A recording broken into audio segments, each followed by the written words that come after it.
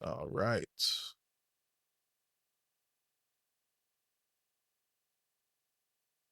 Mm-mm-mm-mm.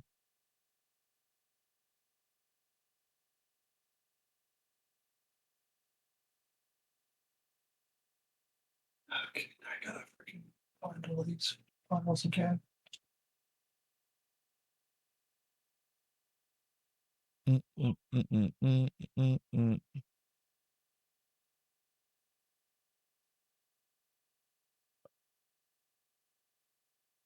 Mm-mm-mm-mm. Okay. And dun dun dun dun dun dun dun dun dun dun dun dun dun dun. Broken in the bowl. Broken in the bowl. Broken in the bowl. Broken in the bowl. Gotta talk about it. Yeah, the flow is hypnotic. I'm lost in the sonics, and you know you got it. The pot is the product. Got a lot to talk about, but I ain't being modest. Gotta get the It's not gold. bad. The broken in the bowl. Slowly added more and more songs to a playlist. Oh, nice, nice.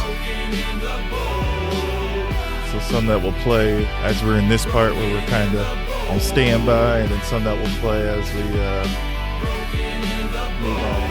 I'm back on my shit again. They act like they get it in. They be thinking that I'm bold. I'm like, bitch, I'm an Indian. Came from a culture where we got the gift of gab. You can feel the drips and dabs. You can hear the clicks and clacks. I'm right here with my kin and kin. This here's where the story begin and begin. We let the noise and the sound just blend and blend. And the future right now is the present then. Yeah. Broken in the bowl. Broken in the bowl. I kind of like it. Broken in the bowl. Broken in the bowl.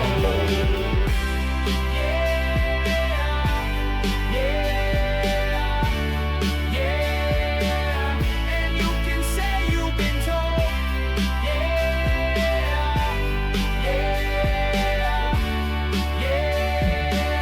The broken and the bold, the broken and the bold, the broken and the bold, the broken and the bold, the broken and the bold. The broken and the bold.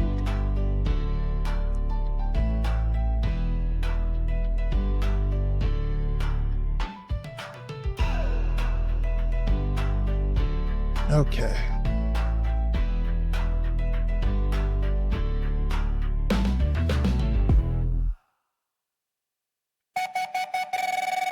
Mr. Pain, it's always putting work in for red. Broken in the bowl. Oh, okay. I dig it. Broken in the bowl. Broken in the bowl. Broken in the bowl. All right. Gotta talk about it, yeah, the flow is hypnotic. I'm lost in the sonics, and you know you got it. The pod is the product, got a lot to talk about, but I ain't being modest. Gotta get the gold, the broken and the broken and the bold. Broken and the bold. I'm back on my shit again. They act like they get it in. They be thinking that I'm bold. I'm like, bitch, I'm an Indian. Came from a culture where we got the gift of gab. You can feel the drips and dabs. You can hear the clicks and clacks. I'm right here with my kin and kin. This here is where the story begin and begin. We let the noise and the sound just blend and blend. And the future right now is the present then. Broken and the bold. Broken and the bold. Broken and the bold. Broken and the bold. Yeah, yeah, yeah. And you can say you've been told. The broken and the bold.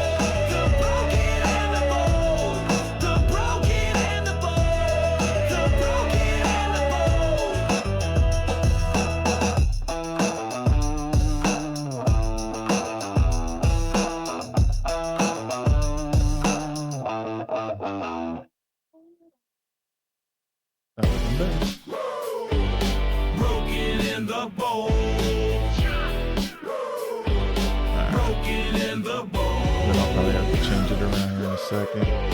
Broken in the bowl. Broken in the bowl. 4. Gotta talk about it. Yeah, the flow is hypnotic. I'm lost in the sonics, and you know you got it. The pot is the product. Got a lot to talk about, but I ain't being modest. Gotta get the gold, the broken in the bowl. Broken in the bowl. Broken in the bowl. Broken in the bowl. Hey, what up, Sosa? Shit again, they act like they get it in. They be thinking that I'm bold, I'm like, bitch, I'm an Indian. Came from a culture where we got the gift of gab. You can feel the drips and dabs, you can hear the clicks and clacks. I'm right here with my kin and kin. This here's where the story begin. We let the noise and the sound just blend and blend. And the future right now is the present day. Yeah, I probably won't mess with this too much.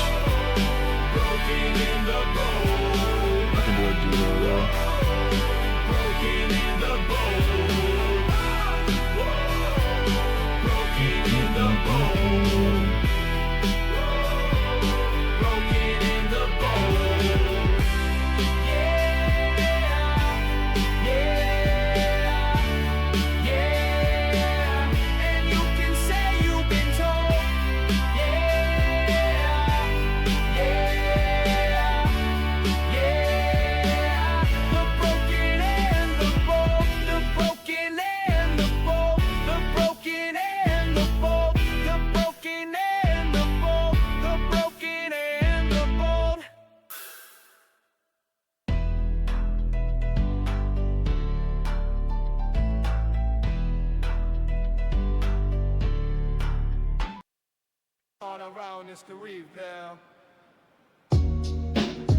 All right, main theme zone.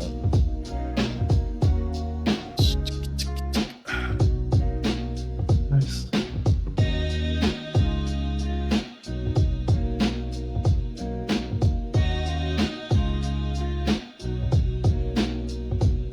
Life's a game with no reset or pause. We're fighting battles, we're healing the scars. Controllers in hand, but the mind's the boss. Through the grit and the grind, we don't count the loss. The broken in the bowl. We rise from the cold. Chasing dreams untold. Yeah, the story unfolds. And through the pixels and pain, we're breaking the mold. Mental strength in the veins. Hearts brave and gold. Ay, button mash the fears, let the courage appear. Level up from the tears, turn the struggle to cheers. Loading screens of doubt, but the mission is clear. We're the players of life, every move sincere. Soulful beats and the truth we unfold. Conversations deep, breaking chains of old. Mental health's the quest, it's the treasure we hold. Written love combined, we're the broken and bold. The broken and the bold. We rise from the cold. Chasing dreams untold. Yeah, the story unfolds. And through the pixels and pain, we're breaking the mold. Mental strength in the veins. Hearts brave and gold. Joystick in the dark, but we're finding the light. Every dialogue sparks, we're igniting the fight. Game over, nah, All it's the right. start of the climb. Through the struggles and strife, we redefine the grind. Pedal, pedal, pedal, pedal, pedal. Hey, what up?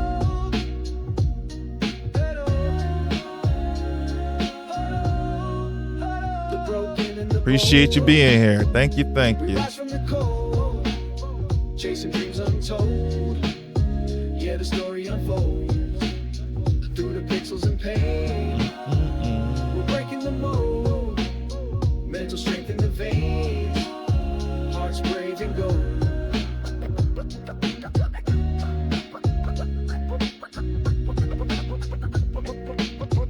What's up, y'all? What's up, y'all? What's up, y'all?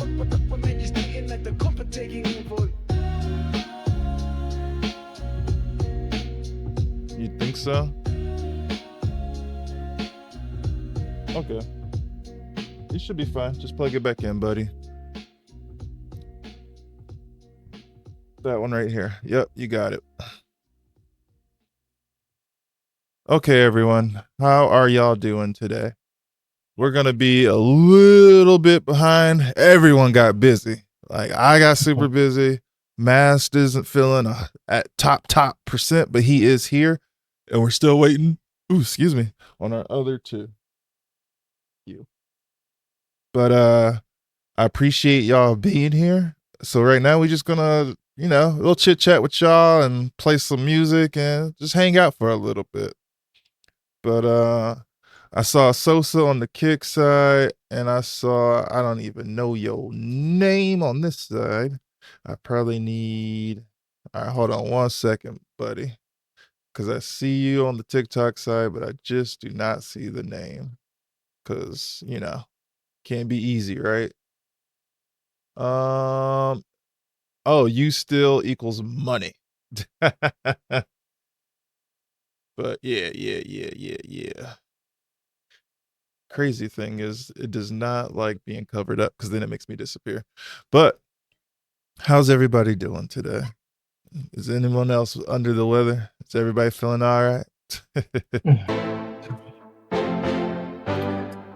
Oh, dude. We got freaking. Go ahead. We'll have some stuff to talk about here and there with the news. I've got a couple things I wanted to talk about with the news, but man, it's been a crazy 2 weeks. Yeah. Oh, Randy's at it again with Borderlands. I don't know if you saw that. Oh, I know. I have that up. Yeah. Like, wait, are we talking about, like, we're not talking about the special edition, are we? Well, besides the collector's edition with no game, he went off on a tangent again. Of course, I'm not surprised. Yeah. No. So now they're wondering how the sales are going to be. Because he just keeps shooting himself in the foot. Yeah. That sounds about right. Matter of fact, I guess this was yesterday.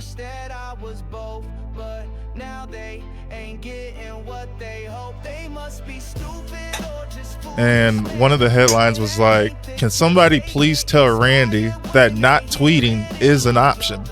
It might be the best option. Yeah. And I'm like, oh man, dude. Like, why are you doing this? Yeah, I definitely think that certain people, like, even though, social media should be for everybody, I think once you get to a certain status or a certain, I guess, just stop caring. What's the word I'm thinking? Not even stop caring. I think you should not be able to have your own, I guess not have your own opinions, but just not, you have to have people to verify what you say. Yeah. You shouldn't, like, once you get to a certain status and, like, if you become a CEO or whatever, then you're not allowed to have your own, like, someone to vet it, to make sure you don't ruin either yourself or the company, the brand. Yeah. Which I feel like some people have someone in that position, like, that work hand in hand with HR, but I don't know. Well, they probably do, but I'm saying, like, once you get up to that level, you can't have a personal one. Yeah. Because because if stuff like this happens where people literally just talk and not think, like, that tanks profits. Mm-hmm. And if that's the case, then you shouldn't have it. Now, should there be like a 3-strike system? Sure, but I mean, at the same time, I'm not going to play this person can have one or not allowed to have one because of this. No, it's just either everyone will have it or no one will have it. And clearly, people who are of influence, whether it's movies, music, or whatever, and they just open their mouths and you're like, dude, you literally just thought you had something. Yeah. I think that at that point, you shouldn't have it. You can still have it, your own, but you're not allowed to post. Yeah. Because once you get in the way of sales and making money, It's like, okay, yeah, now you need to not be able to do that. And if you do Yeah. want to post something, it's either going to be official on the company's name, and it'll be vetted by like 3-4 different people. Mm-hmm. So, Which, but, yeah, in all I'm not honesty, surprised. that's not even asking a lot. Like it's to not. protect you and everything else. And I'm PR like, has been a thing forever. yeah, literally So, forever. So yeah.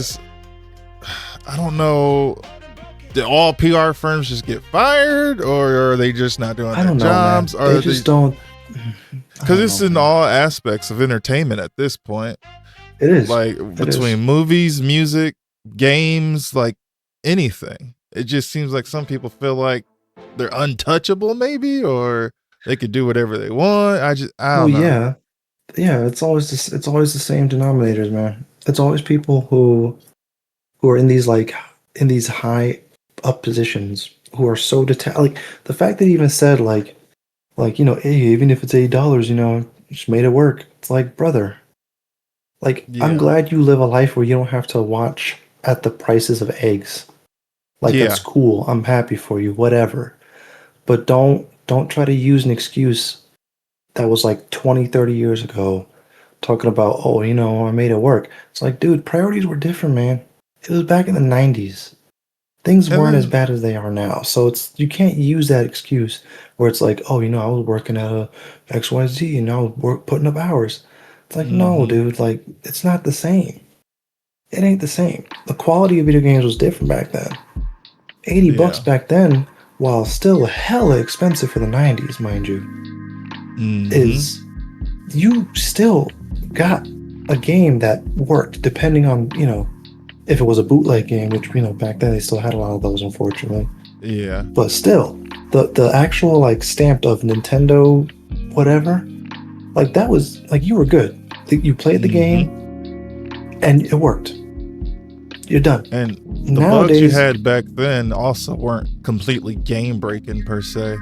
It was more like little things here and there that maybe it made it hard, but Yeah. you could still beat the average game.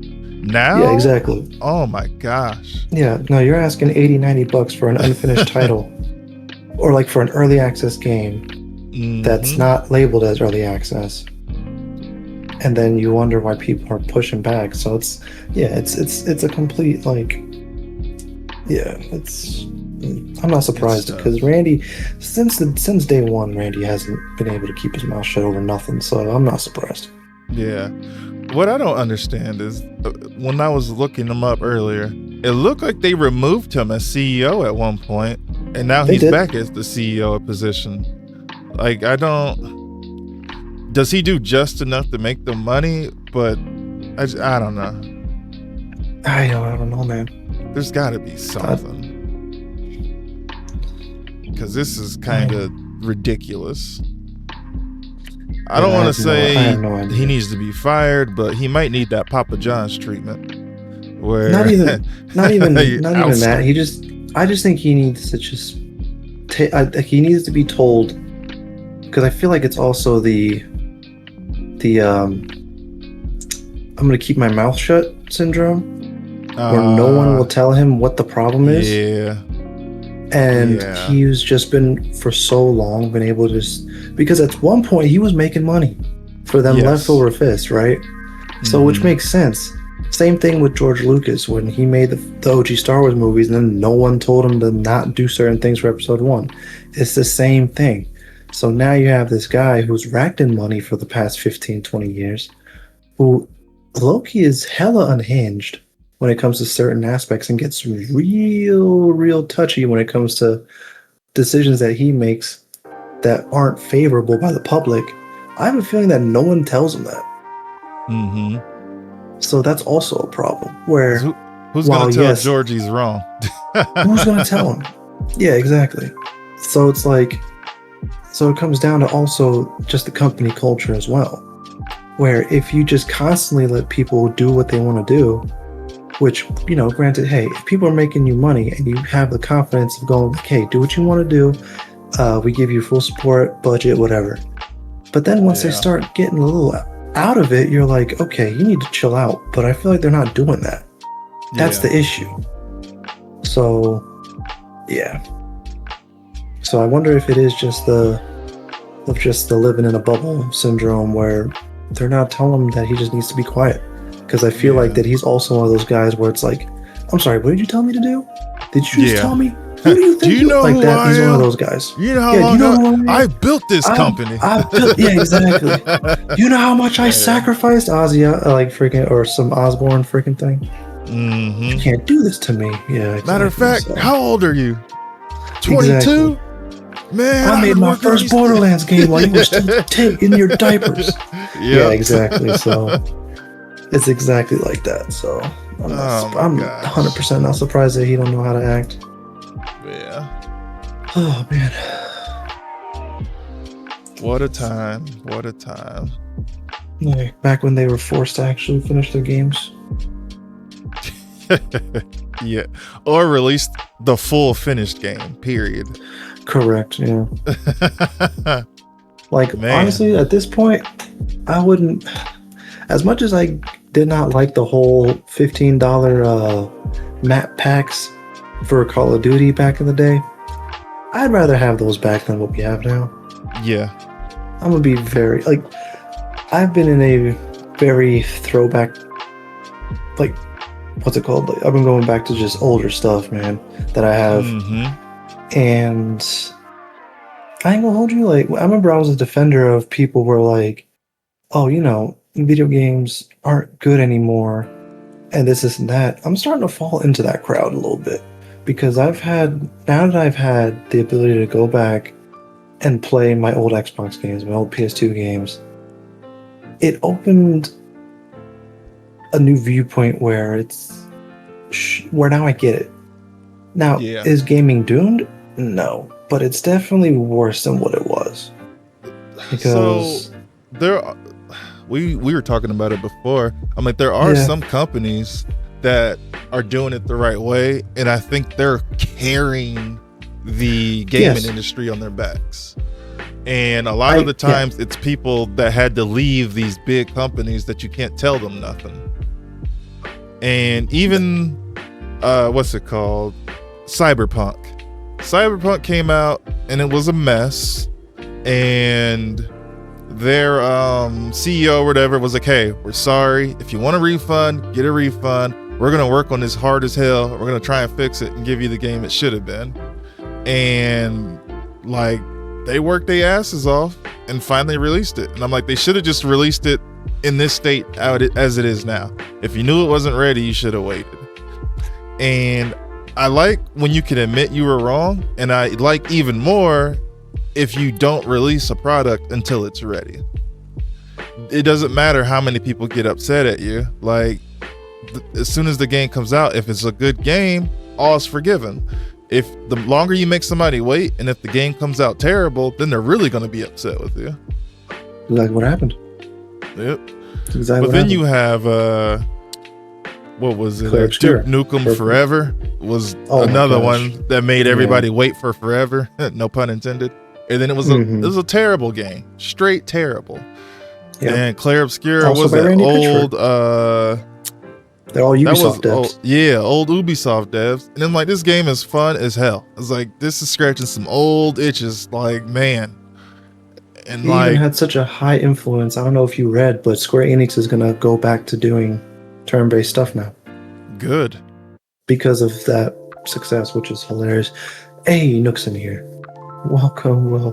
Hey, what's up, Nook? Yes, sir. How are you doing? Good evening. Man, I'm doing well. How y'all living? Not too good right now. I heard. Oh, dude. Man. Let me do one thing. You got put on your cam, Nook. And I'm glad you said that you do this with us.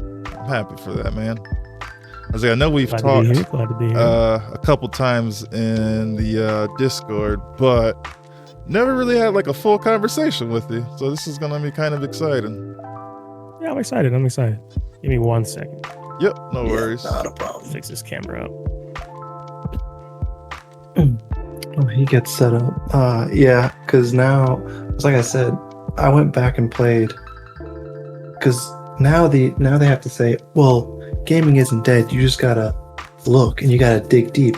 Dude, we didn't have to go. We didn't have to do that back then, bro. Yeah. Bro, I pulled out my old Xbox games. I have a wide variety of well-known genres. You want to play a cool platformer that, has a cool time element? Prince of Persia. You want to play a sports game? Madden. You had Madden. You had Live. You had Blitz. You had let's go back even further. Freaking on the N64 they had, what was it, quarterback something? Like, you had a variety in every genre okay, you don't like, sports games like that? Cool. Burnout. A street racing game. You had Midnight Club. You had Dirt Rally Racer. You had, I was gonna say, you remember Road Rash? Road Rash. You had Smuggler's Run. Mm-hmm. You had all these. Okay, cool. You want to play some shooters? All right. Call of Duty, Medal of Honor, Black, Brute Force, Area 51. Like, you had variety within the genre itself, so you weren't just playing the same titles over and over again. Yep. Like, you had you want to be a sneaky boy? All right, cool. You got Thief, you got Assassin's Creed, you got Splinter Cell. And those were top tier titles. Again, some of that I blame on like stockholders and people like bidding. Oh yeah. Because there was 100%. So back in the day we had Madden, we had ESPN football, which turned into 2K football. You had NFL Street. NFL Street. FIFA Street. And when they signed that deal that only whatever can do football games, we couldn't have any at one point except for Madden. Then it got switched over. Yeah, as I say, they switched it over to it just can't be NFL teams, and you start getting these generic games out, and it's like they can't compete with the NFL, man. That's like, I wish they could, because it seemed like they were getting some good storylines, but like people want to play with their teams. Like that's a hard thing to beat. Oh, 100, yeah. But even back then, they still had it, though. You could still play. Yeah. Even if you wanted to play with your team, you were still able to do, like I said, NFL Street, FIFA Street, and NBA Street even. Yep. There was everything had a street. That was the EA Sports big department. And yep, they got EA shut Sports down big. For something stupid. And I forget what it was now. Well, because they got bought and then they just closed the studios. Yeah. I was like, that used to be like, if you saw EA Sports big, like that meant you was about to have a real good game. And just, man. Shoot, you want to play a fighting game? Well, we got Tekken, we got Virtua Fighter, we got Def Jam. My personal favorite, Fight for New York. But, so, you had variety. But nowadays, man, it's the same people that can't do what they want to do because stocks and shareholders and yada yada yada, everything else is bad. So yeah, there's diamonds in the rough now, but I remember a time when we didn't have diamonds in the rough. We just had good ass games every time. Because what was it? A friend of mine sent me a list of all the games, well, not all the games, but some of the bigger hitters that came out in 2006 alone. And I'm looking at it, I'm like, dude, we had it all. Yeah. We had it. Hold on, let me see if I still have the picture of it. We had it all. You took it from me. We had it all. They stole it from me, Carmine. They took it. That was today. Here we go. Today. Perfect. Yeah, we had Grand Theft Auto, Vice City Stories, Oblivion, Zelda Twilight Princess, Gears of War 2, Bully, Scarface, The Godfather, Dragon Ball Z Tenkaichi 2, Black, Mortal Kombat Armageddon, Def Jam, Fight for New York, SmackDown vs. Raw, Dead Rising dropped in 2006. Final Fantasy 12, yeah.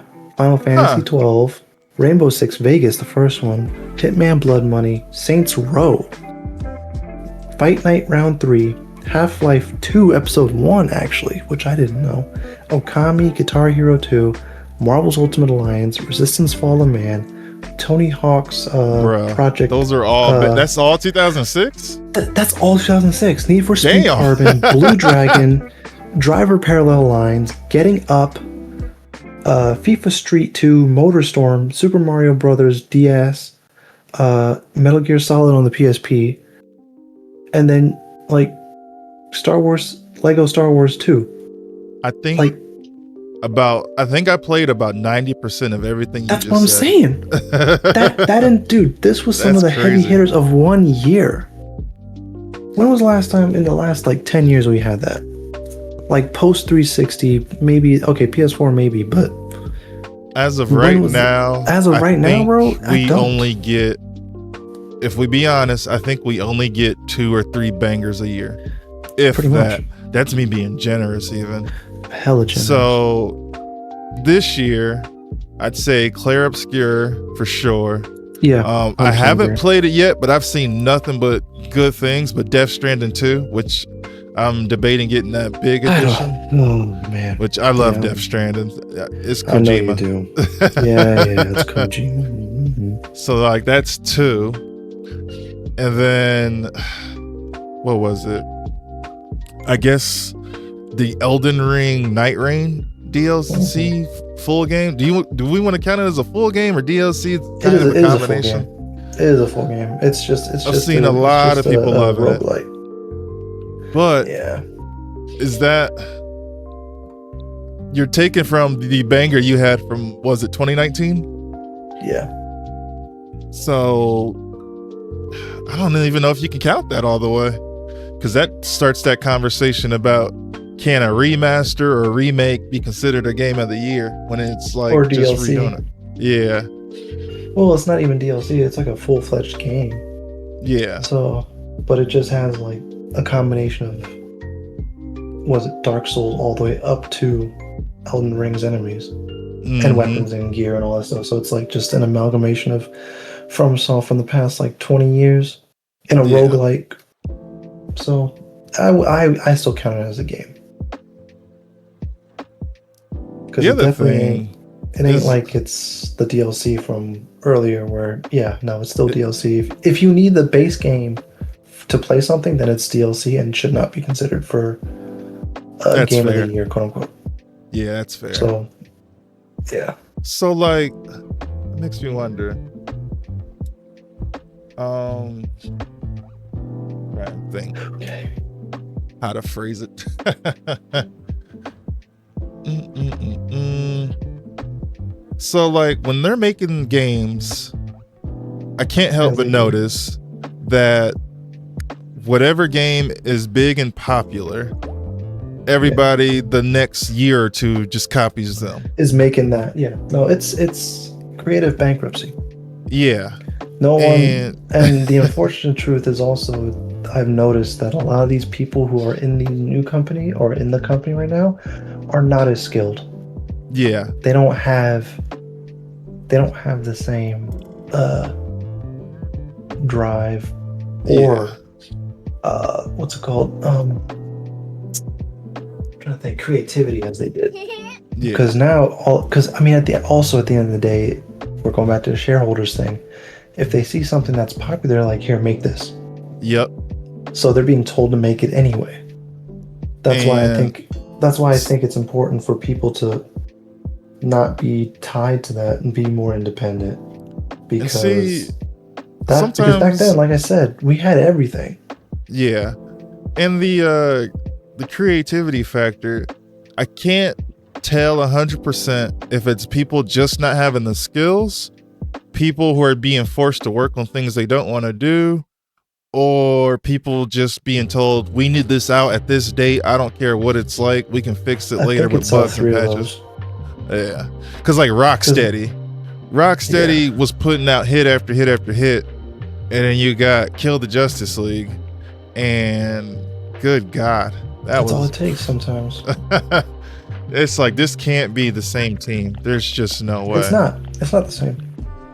That's why when I've also noticed a trend or a pattern when game companies hit you with from the creators of, Yeah. no, not from the creators, or from the company that brought you, and they list Both. a 20, 15-year-old game, that's Mhm. immediately like, oh yeah, y'all aren't the same.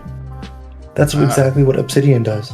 Every time when yeah. they release a game, they always like from the studio that brought you Vegas and all this other stuff. Mhm. And I'm like, yeah, this is not the same people though. Like, yeah, you're not. No, don't ride off of Vegas's fame from the people that came before you Yeah. and try to tout your game up because they're not the same. Outer Worlds or Outer whatever it was called. Hey, there he is. There he is. Dang, he got the setup. Look at this dude. Look at this Mhm. dude. My Nice camera's purple looking aesthetic. good. Yeah. Oh, you're good. Thank you. But no, it's just like every time they pull that, and then they come out with Outer Worlds, which at first I played it, I liked it. But then Mhm. after Avowed came out, I went back and replayed Outer Worlds, and I was, oh, it's the same thing. The same problems I had with Avowed were in Outer Worlds, and I was not a fan of it. So, and they did it for both games. We're like, we have from the studio that brought you Vegas. I'm like, okay, this is all y'all got.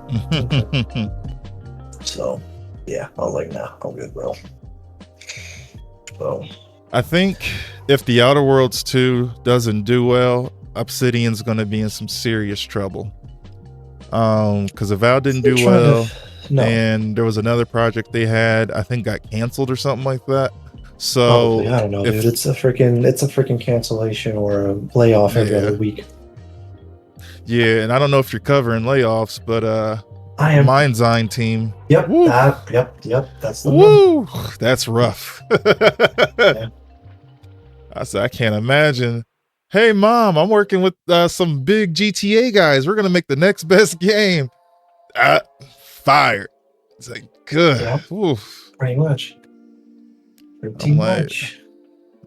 Okay, forget the name of his studio. Is it Rockstar? I have it up. It's fine. It's like no. Oh, Build a it's Rocket something. Boy. Build a Rocket Boy. Yeah. Brand new everything, and already starting to shut doors and lay off people left and right. Man. Yeah. No. When you release a gameplay trailer and your gameplay is cutscenes, that's not no. And then for months, nothing. Yeah, I'm good. The only person I trust to release a game or just trailers, and I know the game's still going to be good, is Kojima. Nah, because Rockstar still shows a little bit of gameplay when they release things. But if it's actually Team Rockstar releasing it, yes, I trust it. Yeah. If it has Take-Two or whatever involved, I'm a little iffy on that. Not that. Oh man, your boy's listening to Rocky Road to Dublin. Let's go, boy. I see that. That's my song, bro. Mm-hmm. The freaking son be dancing that song too. Now it's sick. Yeah. Makes me so happy. So, pardon my ignorance. Catch me up a little bit. Mind's Eye. I was. Oh, but we'll get I've to heard that. about this in passing, but Yeah. I got that news article. We're gonna definitely go into detail with that one. Yeah. We're gonna keep this episode a little short because I am fighting for my life.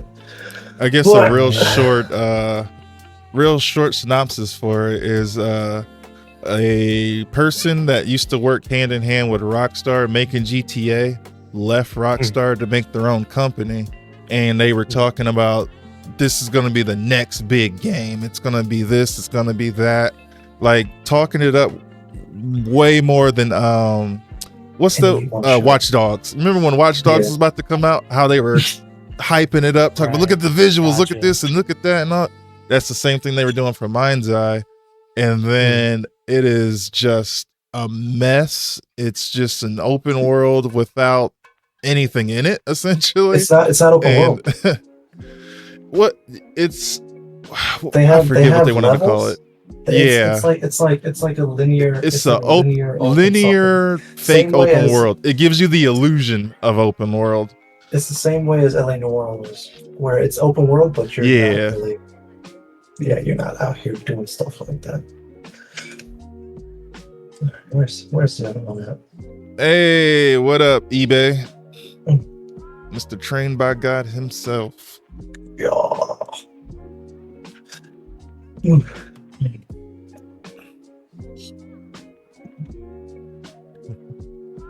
All Yeah, right.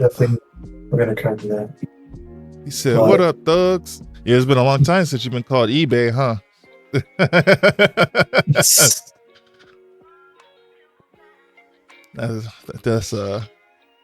what is that? Inside nickname from 2008?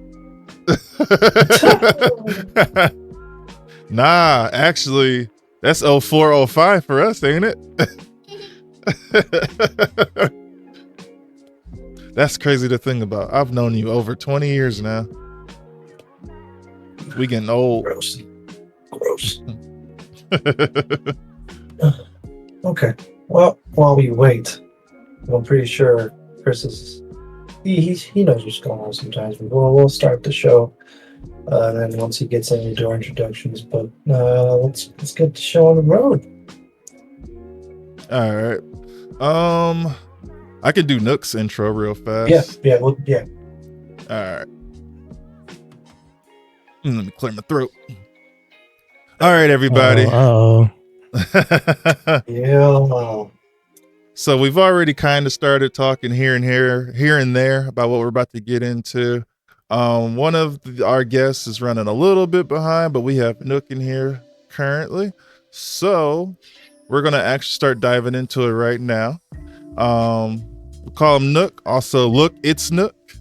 College student and part-time streamer on Twitch. And he also has YouTube. And I believe your TikTok is still up as well. He brings lighthearted and welcoming an environment for everyone to come into his channel. He has a do unto others approach with no hate speech, and he always keeps things very positive. So if you need someone that's kind of chill and it's gonna be light, if you're having a bad day, you need somebody to watch that you can just vibe with, Nook is gonna be your person. He plays games like Fortnite, Remnant 2, Jump King Quest, and he also engages with the viewers in a friendly chat manner. Ooh, struggling today.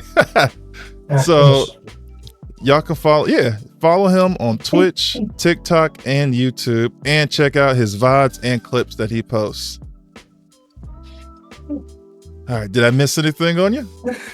No, sir. That was way more than I expected. 'Cause You didn't know I did research on you a little bit, huh? Man. So I each I saw the time, art you said put together college. the other night. I was like, where did you pull that image from? I was like, oh wait.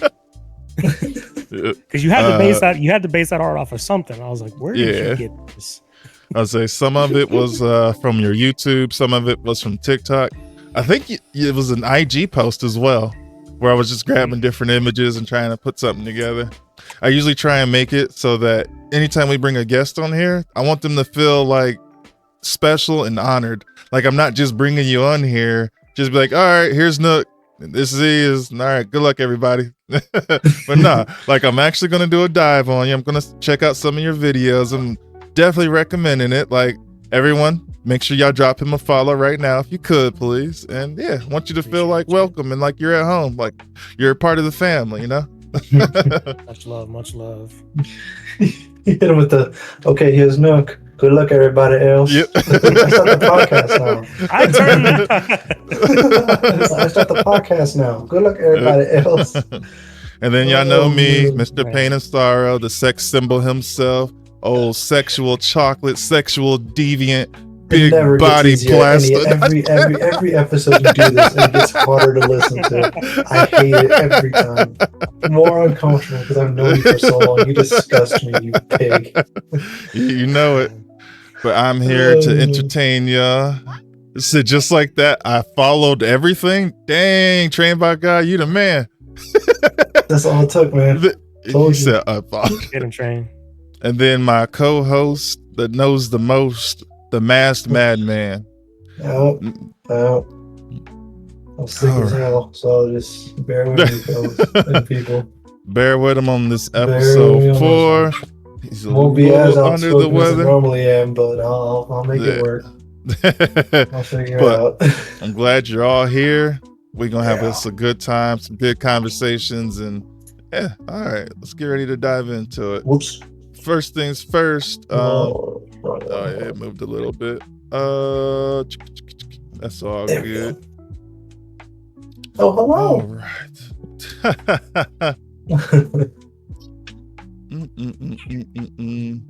Here, let me do this.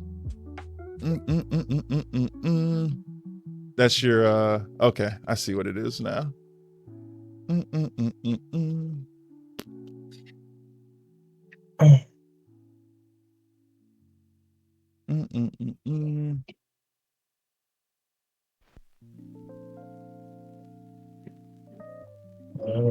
be back. Sorry about that. Oh, you're good. I'm doing some We technical gotta get difficulties the myself technical anyway. difficulties. Yep. All right, yours is fine. This one just needs to move over. It's always fun when you pre-plan and it still does something crazy. Almost like it means nothing. All the plans in the world, and life still throws you curveballs. Yeah. Look, if every plan worked out the first time, I wouldn't be here, honestly. There's some dumb plans that got put into play. I'm glad they didn't work out. Yeah. Oh, man. All right, so then that will be reserved for him. Yup. And we'll just go. There we go.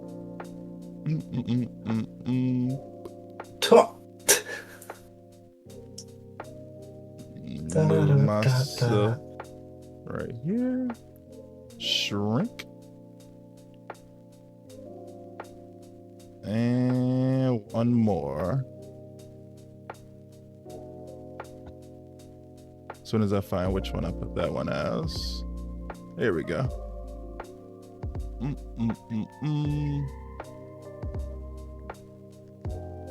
Yeah, I didn't really like it. That's all right. Yeah. Now we're all gone. You said now we're all gonna die. I said we're all gone now. Yeah. Oh, I thought you said we're all gonna die. Like, maybe. Not yet. Oh, not Borderlands. I'm actually so glad we're talking about this. Dude. Oh, yeah. I know a lot of people. Yeah. It's, yeah.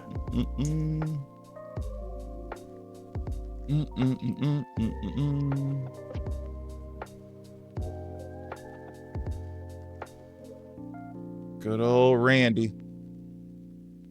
Never fails.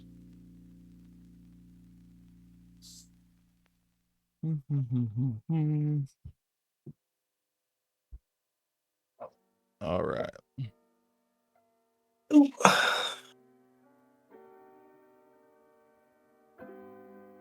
Yeah, it's not gonna let me do it the way I wanted to do it. Why does it do that though? That's so weird. I have no idea. Because I'm like, I'll preset it up and it'd be like, all right, cool. And then it'll go away. And I'm like, dang, it's like that. Man, it's like that. Trying to remember which one we had set up from last week too, where I had it full screen. It was that one, wasn't it?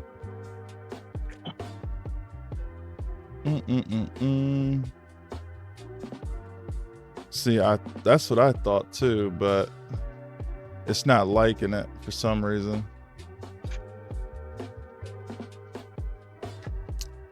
Can't figure either way. out the Discord, but go for it.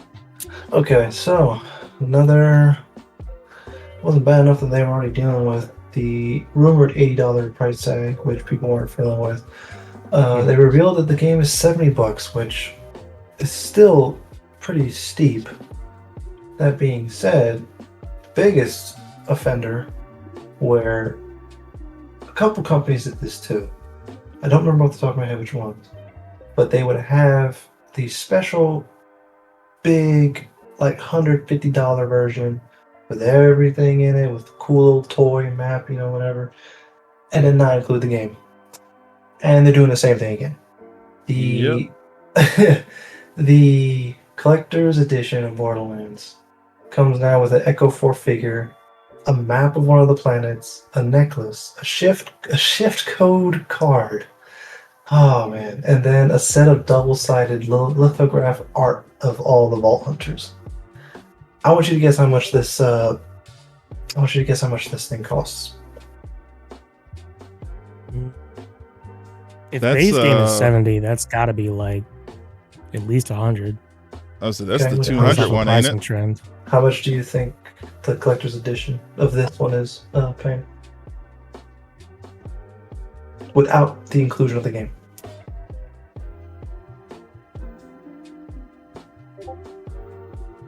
No, paying. I think it was like 240 or nah, that one's what, 160? It's $220. 220. I was right the first time. Yeah. So, not only are you buying the collector's edition for $220, but you have to go out and buy the game itself for another $70. Yeah. You're paying $300 for this, brother. That's robbery. That's not even robbery. That's the freaking price of the Steam Deck. Mm-hmm. The lowest one is $300. You expect people after literally telling you that $80 for a game is too much, you come out with a $220 collector's edition that doesn't include the game. So you want people to buy the game on top of that, of a price of a handheld or a mini computer. And granted, maybe this isn't his doing. Maybe it's Take-Two. It's Take-Two, right? That owned them? Maybe it's Take-Two's decision. But this is still like echo chamber ass activity. I was gonna say he's not doing nothing to help the situation, even if it was. I mean, we already know how he feels. Yeah. Like, if you're a real fan, you'll figure it out. This is the exact same way. Like, if you're a real fan, you'll drop probably $220 on top of the $70 base copy. Not to mention how petty he got with the free Tiny Tina. Oh my, yeah, that was ridiculous. Because I guarantee you, I bet you this bundle, it doesn't even include the Game Pass or the DLC of the game. Nah. So you probably would still have to drop even more money, probably like the $100. So you're paying almost $330. Mm-hmm. Like comes with everything. Yeah, not anymore. Like it's what do you? Yeah, this is craziness. Price of the whole game console. Yeah.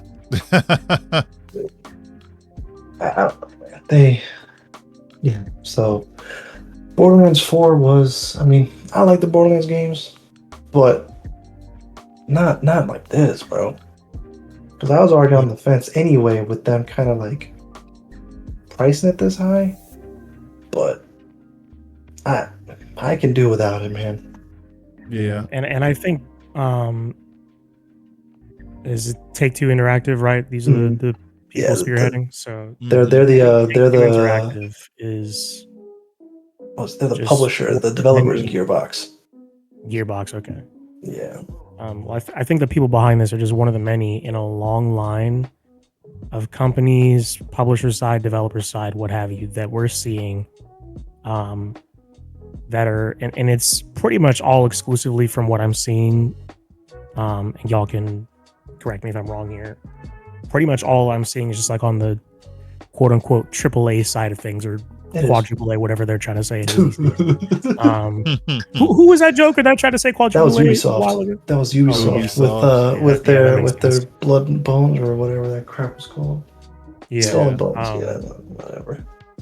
And a lot of these companies are trying to step up in price value, are not providing the additional value in their game to justify even the $10 increase. And so many of these AAA companies are just kind of just stomping around blindly, so bad to the point that indie games, it feels like, have just been, for like a large part of it, and there's a few exceptions still on the AAA side, indie games have been carrying the gaming space. Yes. Games that just randomly drop out of nowhere, like for example, Peak dropped like last week. That joint is outselling a lot of AAA games right now. Again, yeah. And Yep. then that's just a recent example. There are some exceptions on the AAA side. You got Clair Obscur. I still need to play that. A lot of people were raving about that game. Mhm. I've seen some of the gameplay. Takes turn-based in a solid direction, but I think Gearbox and Take-Two need to take a step back and reevaluate. And I wouldn't be surprised if this is more of like a suit thing than a developer thing. Yeah. Because I feel like people that are really passionate about creating stories and art like this are not, for the most part, going to be charging people an incredible amount of money like this. No, yeah, this is definitely a suit issue. It always has been. Because I know me and Payne were talking earlier how back in the day, maybe go with that, even in 06, that they had a wide variety of games within a said genre in itself, where you didn't have to just be locked in a box with X amount of game. Because you had, as I said earlier, people that say like, oh well, you know, gaming kind of sucks nowadays, and this and that. At first, I was a defender of well, it's not bad. There's still stuff. It's not that it's going downhill. It's just it's harder to find good games. But then I was saying, like, back in the day, you didn't have to look for bad games. You didn't have to go through the grapevines to find a good game because they were out there. As I said earlier, so you want to play a great platforming game with some time elements, you had the Prince of Persia games. All three of them are great. You want to play a sports game? Like I said, we had NFL, we had NBA Live, we had FIFA Street, we had NBA Street. You had okay, you don't like the sport, but you had racing. Then we had Midnight Club. You had Forza. You had Dirt Rally Racing. Like, you know what I'm saying? Like, there was, within the genres, there was 4, 5, 6 titles you could pick. You want to play a stealthy, sneaky game? Assassin's Creed, Splinter Cell, Thief, Tenchu. You had the titles. So, you know, but now it's like, it's Call of Duty, NBA, and NFL, or Madden or whatever, where it's like, yeah, dude, these games are like almost 200 freaking gigs, and the base console is what, 500? I got room for 2 games. What for?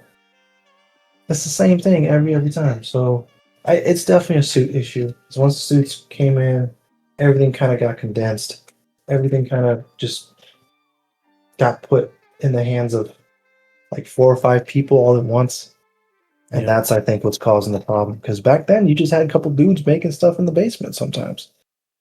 Because not everything was in a big studio of like 100-something people. It was just 30 people or 40 people that are like, yay, man, I'll play a stealth game. There aren't that many out there. We should make one. And then it just kills. So, yeah, I think it's definitely a suit issue as well. But it doesn't help that Randy Pitchford is a prick and doesn't know how to keep his mouth shut. So, yeah. All right.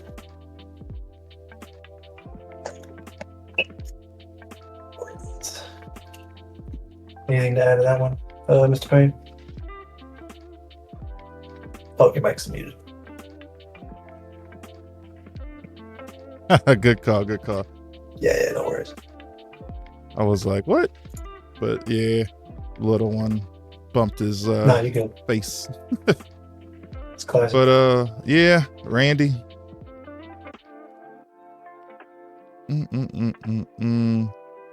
Now, if Borderlands doesn't do well, what do you think is going to happen? Realistically, Nothing. Probably nothing. Like they'll go back to the lab. Oh, how can we fix this? And then realistically, they're gonna put out. And maybe this is me being too disillusioned, but I feel like the pattern across the board has shown me that it's just gonna be. They're not really gonna learn anything. No, That's fair. People behind the desk that the don't problem. actually have any hand in creating any of this art are gonna just, oh, let's just, we'll fire a couple people, bring some new people in, and then we'll just recycle at this point. And the worst part about it is they bring in people that are not as talented. Yeah. And then they work them like friggin' dogs. I had fun with Borderlands 3, but I know a lot of people did not have that much fun with Borderlands 3. And some people were saying if they don't do well on the next one, like they might be done with the franchise. Then you had Tiny Tina come out, and that was a COVID game where it seemed like they were making it for the fans and everybody seemed happy and chipper and all that. And then now it's just like, I don't know. Whoever was helping with that is definitely not still working with Gearbox, or I don't know. Something's off. Yep, something right. No, I don't think anything's going to happen. I think that it's just going to be the cycle of release bad game, undersells, blame the audience, and then just go back and make another game. That's usually how it goes. See, the other thing that just came out, which they'll probably let them go. Yeah. I don't know if you've seen this or not, but so we all know Borderlands goes on sale with like their Ultimate Edition or whatever. Yeah. Well, he said that with Borderlands 4, that sale isn't going to happen for a long time. Said he's going to hold off on it. Of course. Until he didn't really say when, but he basically said don't expect any discounts on the game anytime soon. And it seems kind of like, because we couldn't charge you $80 for the game, now we're really going to get you. Yeah. Because I'm like, I think Borderlands games usually go on sale 6 months to a year after they release, for the most part. But they're always releasing content as well. But the amount of content they release per game, I feel like has been getting smaller and smaller. It is. So I think Borderlands 1 had, 4 or 5 DLCs. 2 probably, I was gonna say 2, I think had like 10 or 12 DLCs. It was 4, yeah. And then 4 big story ones. Yeah, then you had the pre-sequel, which had a couple DLCs as well. And then there was I feel like I'm forgetting one, Tales from the Borderlands. I think that got a DLC. And Tiny Tina had I think it was like a free-to-play thing or something like that. And then she had the Wonderlands. Yeah. And that had a couple DLCs. So I'm like, now I don't know. Because Borderlands 3, I feel like it had like 2. Borderlands 3 did not have that much DLC, absolutely. No. And I was like, I enjoyed playing it, but I don't think it had as much content as the other ones. No, so I don't know. Yeah, but we'll see how that goes down. But the next news story that have any of you guys heard of the Stop Killing Games initiative? No. Okay, so pretty much what it is, there is Ross Scott. He has been... I do know this, actually. To get the gist of it, he's trying to get this signature going to where, or this, what's it called? Like, he's trying to get signatures for the EU, at least, to get this rule passed that companies are not allowed to just straight up take away your purchases and completely shut the game down and take it off your library, a la freaking Drive Club, which is the perfect example. So he's practically trying to get these signatures that pretty much is, he's fighting tooth and nail for a full year, Spearhead Games preservation.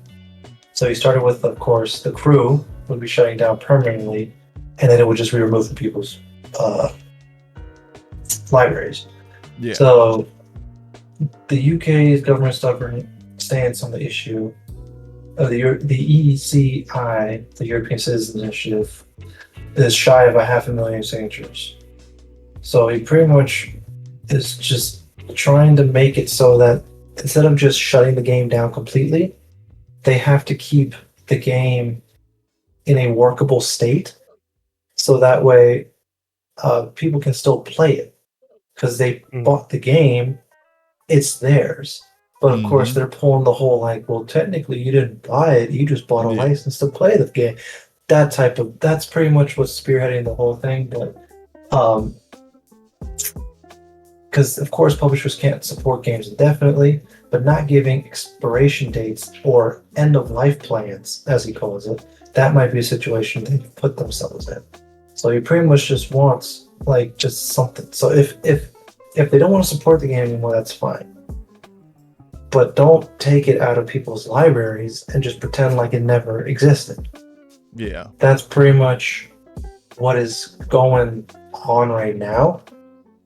And pretty much the biggest issue I didn't cover this one in this article, but there's a YouTuber called Pirate Software, which is hilarious. He's pretty much against it. He's not for the... He pretty much completely disregarded what the initiative is actually about and pretty much is against it and says that companies are not liable to be DRM free for people and that they don't have... It's pretty much just one of the most anti-consumer stances you could ever have. And, but that's pretty much the gist of what's been going on. So I definitely commend Scott and I hope that he gets the signatures he needs, because game preservation is very important. Because, like I said, I'm so surprised that my OG Xbox games still work. But I'm also not ignorant to know that games or CDs rot. And since those OG Xbox games aren't Blu-ray discs, their lifespan is a lot shorter. So it's important because the games that didn't get ported to, I guess, a cloud or some kind of digital library, it needs to be preserved because it is still part of it is still part of media and so on and so forth. And the fact that also just, like you said, companies can just take away purchases and everyone's just kind of like, oh, that sucks. Don't do that. And they're like, we won't do it again. And they just do it again and over again. It's just, it ain't it. So. Yeah, their new thing is they add a disclaimer now in some games that say, you do not own, you're actually buying a license. I think Steam made people start putting that on Steam had there. to do that. They came out and made them do that. Yep. And I'm like, there should be a way, if it's at least for single player games, I can understand online because you're going to need a server up. But even that one though, like for single player games, if you buy it, you should be able to just own it forever because that's not needed to be connected to a server. And for multiplayer ones, there should be an option that if you want to host your own server, like Halo 3 used to do, I don't know if they still do it or not. And there's a couple other games where you could just host the server and y'all could play online with your friends and everything. That should be an option instead of saying, well, we don't want to host it anymore, so we're taking it down. You can't play it. Like, that's crazy to me. And I think the other people I remember doing this first, at least that I can remember, was actually Rockstar. Take-Two, which is one of the first times I started feeling those type of way about them.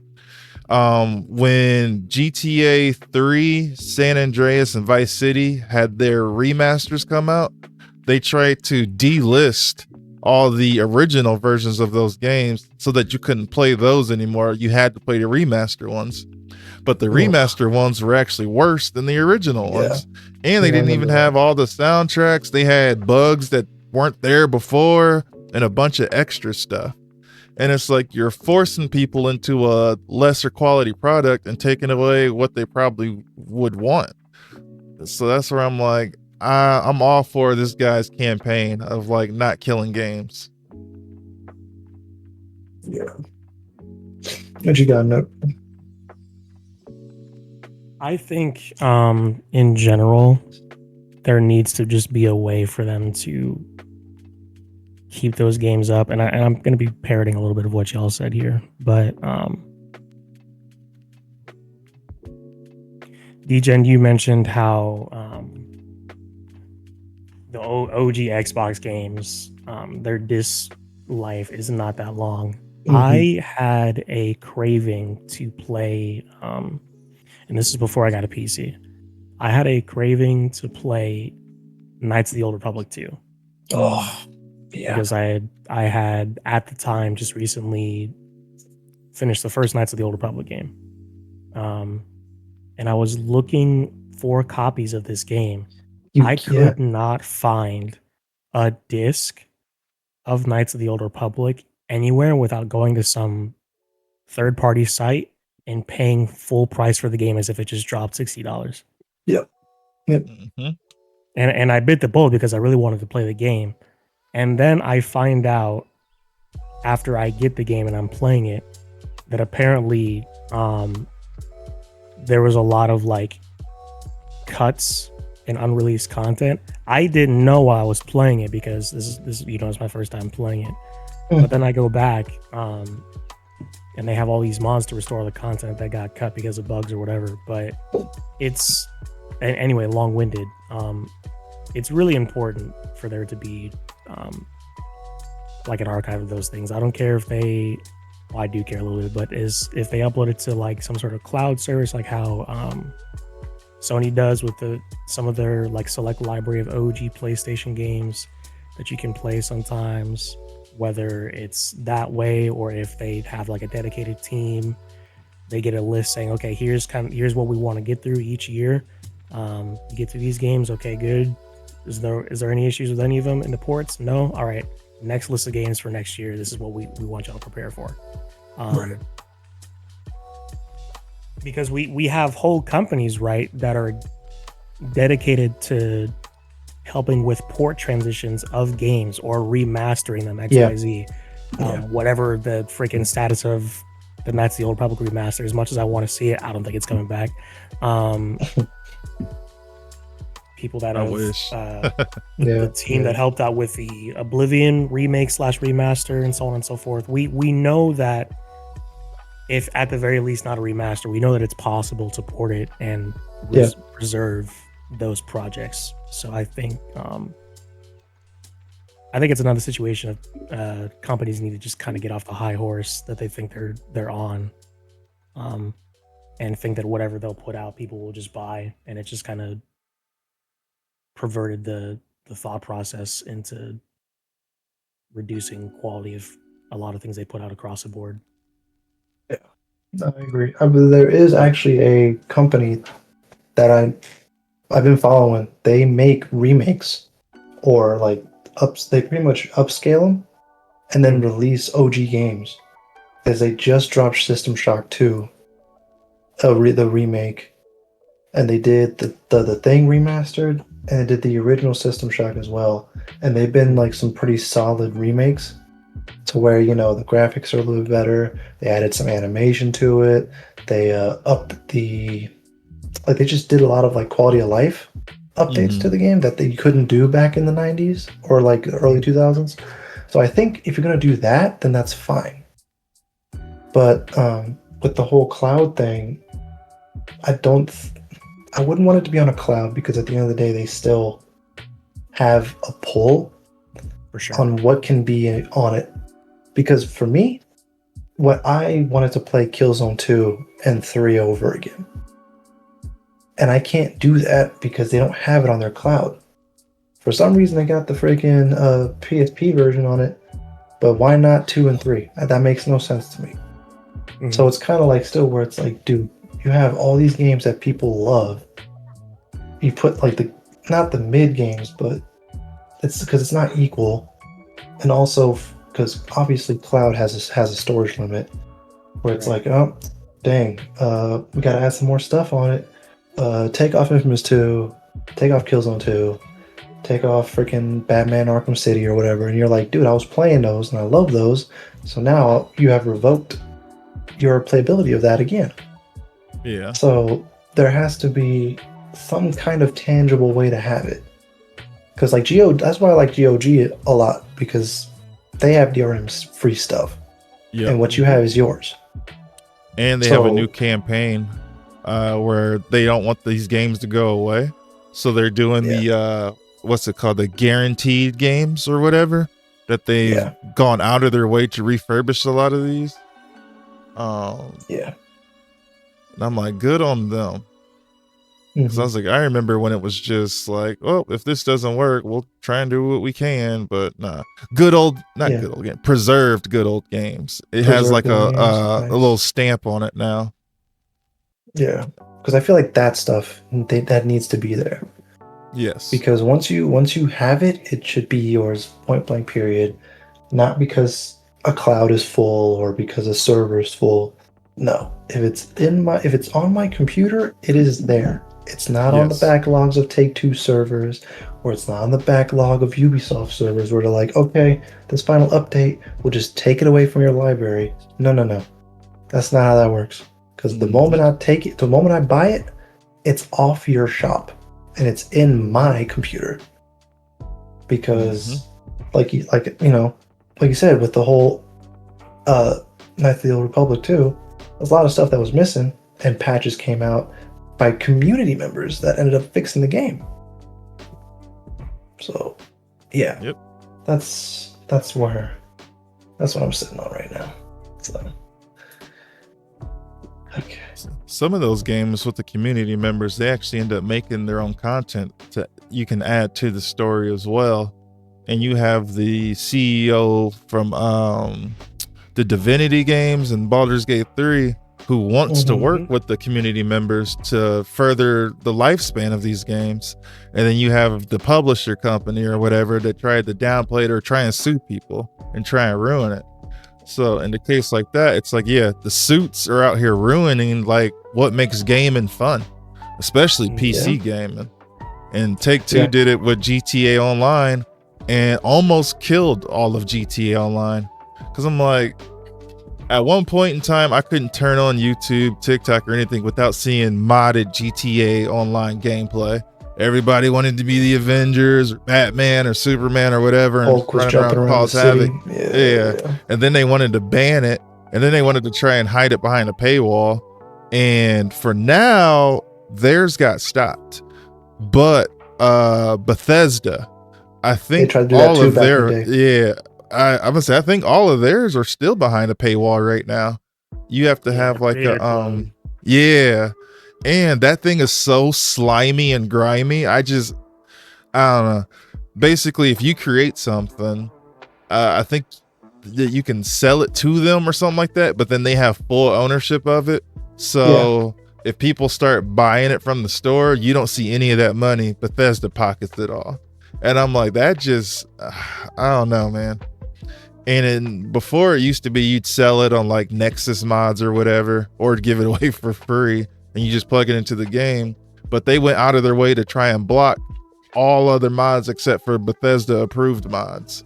And I'm I'm like, you're going to kill the game. Like, you're going to kill the game. Like, why are you guys doing this? It's crazy to me. They had a thing for a while, and I think they're still doing it, where like the Bethesda approved mods, you had like, instead of using Nexus, they wanted you to use their website. Yep. You had to upload it through them. It had to be approved, and then horrible website, dude. It's awful. On Xbox, when I was trying to play Fallout 4, and I kind of got tired of vanilla, so I was just trying to download some mods. I was going through like you load up the game, you're in the main menu, you click mods, you start searching for everything. The things you like, it's just such a, at least on Xbox, not a very user-friendly method of downloading the mods if I compare it to Nexus. If it's by itself, maybe I would feel differently if I've never experienced Nexus before.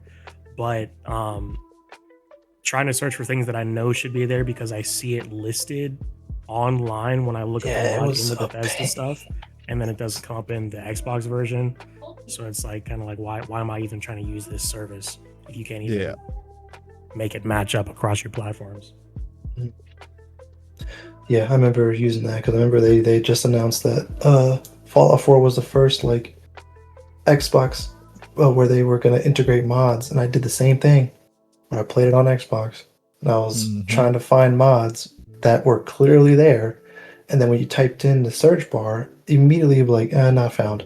But then when I went on my phone to go on like the website version, it's there. So yeah, it was one of the most non-user friendly, buggy freaking things in the world. I hated it. Which to me, there should be no excuse for them like to have that, because everything was already in place and it only stopped working because you got involved and started messing up everything. Every time. Imagine. Well, speaking of messing up, hold on a second. Mind's Eye developer announces layoffs after game was critically panned. Here we go. Man, Build a Rocket Boy.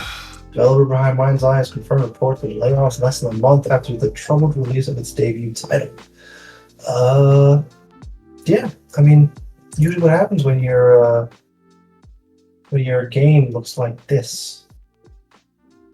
That is horrifying. Like, Imagine imagine you're a parent this is Unity that level bought bad. this game for your child, and there's a situation where you know, okay, it's going to be like a GTA clone or whatever. I'm going to allow my child to play this in a controlled environment. Yeah. They boot it up. They get in a That's the cutscene. first That's thing one you of the see. first things they see.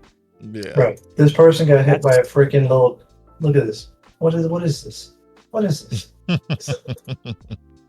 Yeah. So I don't. Yeah. It's not. Russ body's stretching around like he's in Dead Bodies- Space or something. Yeah. It ain't it. So because the title was developed by Langan Bendis.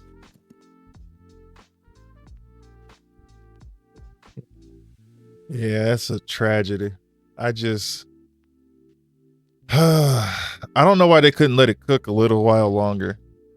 Like, I don't know too many people who were like super hyped that this game was coming out. So I feel like they had time to do a delay. It's just Oh, sorry about that. Kiddo King. somebody had to have yeah. played this or something and Polar been Rockstar like, all right, producer. this ain't it. Yeah. Yeah. But see, that's why it's a producer, not a developer. Keyword. Yeah. So just because you paid some people to make a game, don't mean you know how to do it yourself. That's the biggest thing. And then, yeah, if widespread criticism of its performance issues, glitches, and poor reviews. It even was so bad that the dude who played the main character came out and said it was bad. So the guy that played the main character also played Lincoln Lincoln Clay Clay. in Mafia Yeah. 3. I was Yeah. like, man, that's rough. Because that dude can act. Yo. Yeah. So, Meanwhile, you got Claire Obscure. People, Charlie, I forget his last name, but Daredevil actor who voiced Charlie Cox. Gustav. Yeah. Freaking, I think he did a fantastic job. And he was like, I feel bad because Because I only was in the studio for like 4 hours. Yeah. And I'm like, man, y'all killed it for them 4 hours then. Because, like, But the joke of it is, though, like, if you've played the game, you know why that's funny. What you think he was only in the studio for 4 hours? Well, well, yeah. But So- I'm like, his voice acting was on point. Like, it wasn't like overacting how sometimes voice actors can be, but it felt like you wasn't were a watching voice actor, somebody act out an actual scene and it just was a video game character doing the motions, I guess. Mhm. But it's not it's not him in the game, I guess. Like if you were to watch like a 2K or Detroit Become Human or something like that. It's just the voice, but the way that it sounds and performs, I would not be surprised if they didn't like put them all in the whatever those suits, the mocap suits, and had them all act out every single scene and everything. Because like there's a lot of emotion in that game. I'm not going to spoil anything, but like if you are an easy crier, like just prepare yourself. Every turn is like, this sucks. I'm sad. Yeah. Sounds like I'm in trouble. Oh, dude, you have no idea. Get it on Game Pass.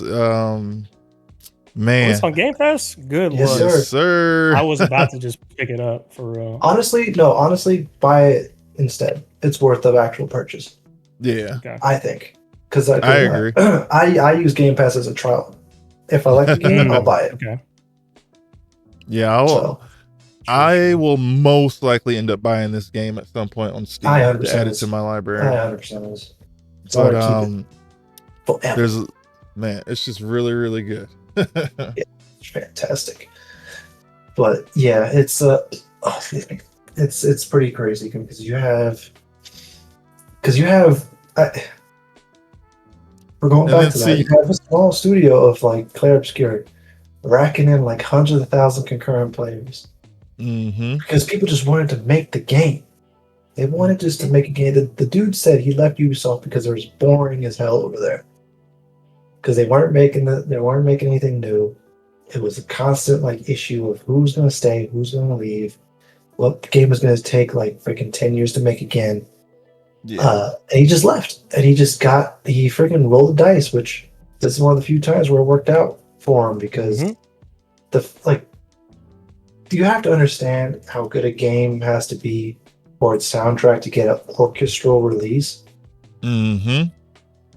Because like if your video game music gets played in an orchestra, I think that's a GOAT status, I think. Yep. Because What's up, Hitman Alexis? Blood Money has it, Star Wars has it, some Final Fantasy games have the operas.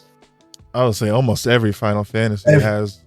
So They it's don't like, ever miss on the music. they don't miss on the music. But you know what I'm saying? Like once you get to that where like a live performance plays your music, I think you've made it. Not to mention the characters are sick as hell too. So What's up, Sandy? I love the characters. They're Sandy. Yeah. But yeah, this is the way not to do it. You release an unfinished, buggy ass game, which honestly you should have known. I knew this was gonna be bad because every video they dropped on this game was cutscenes or pre-rendered cutscenes. Even the gameplay footage that they showed was him hiding behind cover and then shooting like two people, a quick section of driving, and that was it. Mm-hmm. That is a big no-no. Because if your entire advertising is cutscenes, no. Which, like you said earlier, the only one that can do that is Kojima, which, yeah, okay, whatever. But you want to speak on it? I feel like there's more you want. I don't mind Kojima. I just don't like his ball riders. That's fair. I think he makes great games, but there's also a portion of self-indulgence in this stuff where I'm like, dude, calm down. I understand why. I get it, but you need to chill out, dude. And some people me and Payne have had hours and hours starting at like 9 o'clock in the evening till like 2 a.m. conversations about Metal Gear and how it's peak. That I will never dispute. I will never dispute Metal Gear's peak. That being said, some people treat him like he's some kind of like enigma and that he's just the greatest thing in the world and whatever. And it's weird. It's weird. So, and like Death Stranding 2 is already on that path where everybody's just like, this is the greatest thing in the world. It's so good. It's like, okay, bro, chill out. You're walking across the land with a backpack on. Let's not. It's more than that, though. It's always more than that. But that's what I'm saying. You watched the whole game. You watched the game. I was so confused by everything they were putting out that I was like, I'm not sure. Like, this looks beautiful. I'm not quite sure I would feel backpack and scary like baby. Exactly. Yeah. Thank you, Alexis. That's exactly what Death Stranding is. It's just a baby. Like I wasn't sure if I felt like I would get like my money's worth if I bought it because I was just so confused. So I watched. See, you're not. I watched like a whole like no commentary like 100% playthrough of it. I was like, okay. I get it. I guess I'm glad I didn't buy it, but this was a fun watch. So, and sometimes games are like that for me. There are some games where I'm like, this looks great. I think I would rather just like watch this over like a week of time with. I've definitely had a couple video like what was it back in the days where it's like God of War full movie, and it's like a 3-hour YouTube video of all like the important cutscenes. Yep. Yeah. I've definitely done that for a lot of games.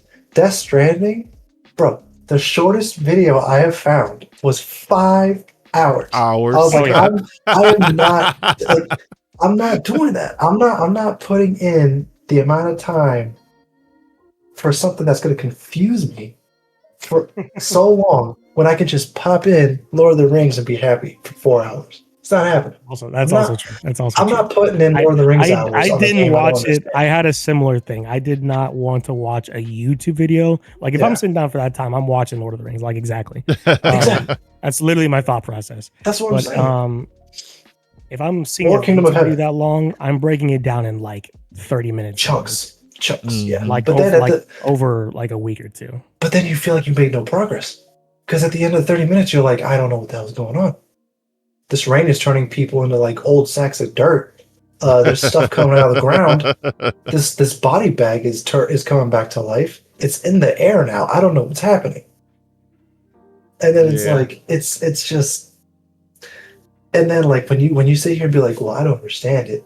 You got some dumbasses that'll go, well, that's just because you're not an intellectual like Kojima, and they push their fucking glasses up like they're fucking. It's getting like kind of like.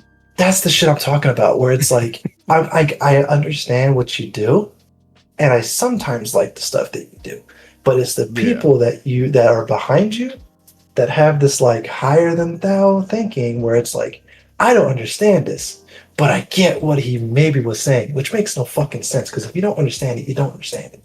Yeah. Like don't sit here and pretend. Don't be the king has no clothes kind of guy. Where you know what I'm saying? It's like don't be that guy. If you don't get it, because that's where it's also where the thing where people don't speak up, or honestly, this could be just said for any fan base really. There's always some groups that have a bigger amount of people that just, if you don't get like it, you don't get it. Yeah, there's a higher, like every fan base has a glazing portion of their fan base. Yep. Some just have a lot more than others. And unfortunately, Kojima, which I'm not saying they're bad games, but he has some of the highest glazing community I've ever had to imagine. The only thing that probably comes close is I just had it. It's that doesn't matter. But still, it's just like I get it, bro. You always have something to say and something's weird and don't make no sense. But when it's every turn, or if I put the controller down way more than I actually use it, it's not good. That's not fun for me. That's valid. It's not. And if I am using the controller, I have to I take a step and I'm tripping. And all of a sudden now my packages are down to like 10%. Now I'm pissed. It's like, no, I'm not doing that. See, I can agree with what you're saying because there are a lot of people that glaze like that. But I guess the way I was playing the game, I was having a blast with it because I was like trying to hurry up and repair a road because the road is electric and you can drive your vehicle on it. So then I would just hurry up and get me a truck. And then I'm like driving across looking for people to beat up. And like, I'd go out of my way, take a package. And I'm like, oh, it's a metal package. I'm like, I'm about to beat this dude across the head with it. Like going out of my way to knock people out. So like the way you play the game is, I guess, how if you'd have fun or not. Some people like, if you watch their gameplay, it can just seem extra boring where they just stick to like just walking everywhere. They're not doing all the extra stuff. And then I'm good. I like diving into the stories. They're always like, they get crazy and all that. So like I have my reasons for really liking the game, but everything you said was valid because I've seen people who were talking about it and glazing it up and they don't even know what they're talking about. And I'm like, that's not even what the game's about. Like, what are you on? What did you play the same game I played? Like, what are you? Oh yeah, man, it's we're gonna go here and do blah blah this and blah blah that, and I'm like, or you could just drive a truck and like get there quick. That's an option. You can use the zip lines. Like there's you don't have to do it. I did hear though in the second game that there's a lot more ways to travel now. There's a lot more action, a lot more ways to travel. Yeah. So I don't know, man. I saw a clip of him fighting a dude making pizza, so that was weird. I don't understand it. Have you seen the octopus one yet? Yes, and I'm very upset that I saw it. Oh man! I know the hilarious thing. I know exactly what you're talking about. I only just watched that clip by context. I don't like randomly on TikTok last night, and I was just like, "What the fuck is this game?" Yeah. And it was back to back because my algorithm got messed up. Because I saw that clip where he walks into this kitchen where the dude's making pizza. And he goes, He was like, "Are you here to stop me from making pizzas?" And he was like, "No." And all of a sudden, they're having a kung fu fight with like dough flying. I was like, "What the fuck is happening?" And then, like, not like 2-3 scrolls later, that octopus sequence happens. I was like, I don't care about the context. This is freaking weird. I don't care.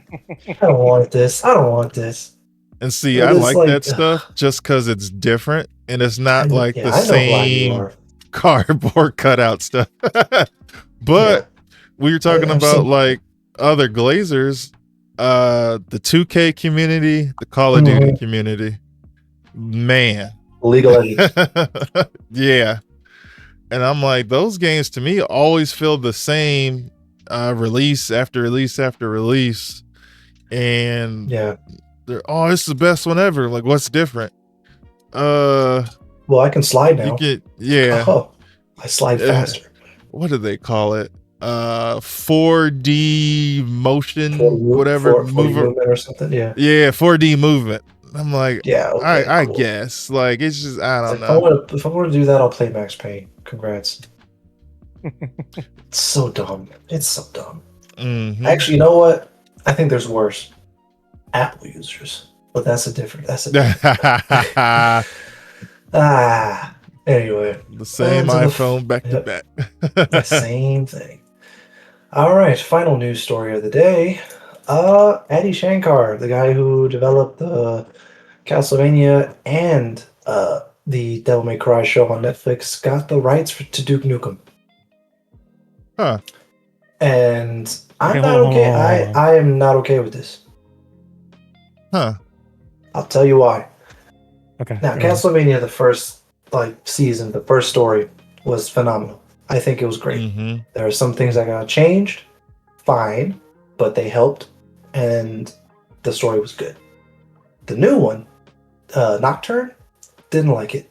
Characters were not cool. Animation was still good, but you need more. Because I didn't care about any of the characters, which sucks because I actually like that Belmont that they used in Nocturne. And then Devil May Cry, I hated that shit. That show sucked so much. And knowing his reputation of just not following any of the source material and just kind of using namesake, I don't think Duke Nukem's gonna work. Because Duke Nukem is a very specific character with a very specific way how he talks and with a very specific way of how he acts. Mm-hmm. This stuff would not work today. The way that he talks to people, especially women, would never work. You know what they're gonna do? They're gonna make him like Johnny Bravo. That's what I'm saying. They're gonna keep that aspect, but he's gonna be an absolute bitch. Mm-hmm. And that's the last thing I want to see. So it's just Adi Shankar was cool when he was making those little bootleg things on YouTube. Because I remember he dropped that Power Rangers one. That one was kind of cool. And then, but yeah, I was not happy with Devil May Cry at all. And if that's going to be any way of how Duke Nukem's gonna go, where they're either gonna make him an absolute like Johnny Bravo character, where he's just gonna be an absolute pushover, where he's not gonna be like of any of what he used to be. It's just like, and they're probably gonna give another character the main header and just use his name as a cover, because Loki, that's what Devil May Cry was. It wasn't a show about Dante. It was a show about freaking Lady, and that character was fucking terrible. Why did Lady have like? So it's just they made her too annoying. That's exactly what it was. She was not the lady she was in the games, and then this whole like trying to make demons the actual oppressed group, and they were the anyone who makes demons sympathetic to me is an immediate no for me, because I'm did you really think in your head? Okay, spoilers for who hasn't seen Devil May Cry. Spoiler alert! Spoiler alert! Spoiler alert! Spoiler alert! Spoiler alert! Nook, do you mind? No, you. The end of the Devil May Cry show is literally America flying through the demon portals, bombing the shit out of them like it's the Iraq War. Yeah. And then and they're playing American Idiot in the background. I was saying more like it's Vietnam. No. It was not like Vietnam, I think. But then some of the demons had freaking turbans on. How more on the nose can you be? But you're gonna use demons as it's so dumb, bro. And then making everything the main villain because they were trying to bring in. Did you fight Alexis? I'm not that old. That's funny. I was like, they look pretty good for 70. Yeah. So it's just that show was not it for me. So I don't even know how you would necessarily make a show from Duke Nukem, honestly. He was kind of a caricature of 80s heroes and 90s big boys. Yeah. Like Arnold Schwarzenegger from Commando. Yeah. And I'm just, it might be too little too late. Who's the target audience for this show? Because everyone that was playing this game is at least about to be in their 40s or older. Or 30s, yeah. Because Duke Nukem that's before me a little bit. And then Duke Nukem, the first one came out in 93? Yeah. Let me see. Because it was with the first Doom. Yeah. Way back. Shoot, I might be wrong. Duke Nukem, the first game was 96. So, okay. Yeah, so it's a year after me. Yeah. So I'm like, oh no, I lied. 91. Duke Nukem 3D was 96. Okay. Yeah, I was gonna say I could have sworn. So 91. I was born in 90. I was 1 year old when that first one came out, and so a lot of these people, I don't know if they're gonna be excited to watch something like that. What's your skincare routine? You don't look 70. Moisturize. I don't know. I think you would have been better trying to, if you want to use Duke Nukem that bad, you'd be better off to me making a movie where you get all these old characters together to do something. So Expendables? Essentially, yeah. So you'd get Duke Nukem, hell, get Doom guy, get the OG Wolfenstein guy. So just 3D realms, like a hoorah type thing. Yeah, and make them have to fight freaking Nazis and whatever else. And I'm Nazi demons from Mars. Make it a gore fest where they're just killing Nazis in the most crazy ways and also using ways that you would do it in a game. And then I'm like, okay, now you kind of got a show going. It's not impossible, but if it's only going to be Duke Nukem, I don't know. The last time we saw Duke was Duke Nukem Forever, and everybody hated it. And I don't know. It didn't help that it didn't work. So, yeah. But yeah, I don't know. Like I said, it's way too late in the game. I don't think. Well, it's not even the fact that on who it's for. It's just how things are nowadays, this type of caricature would never fly today.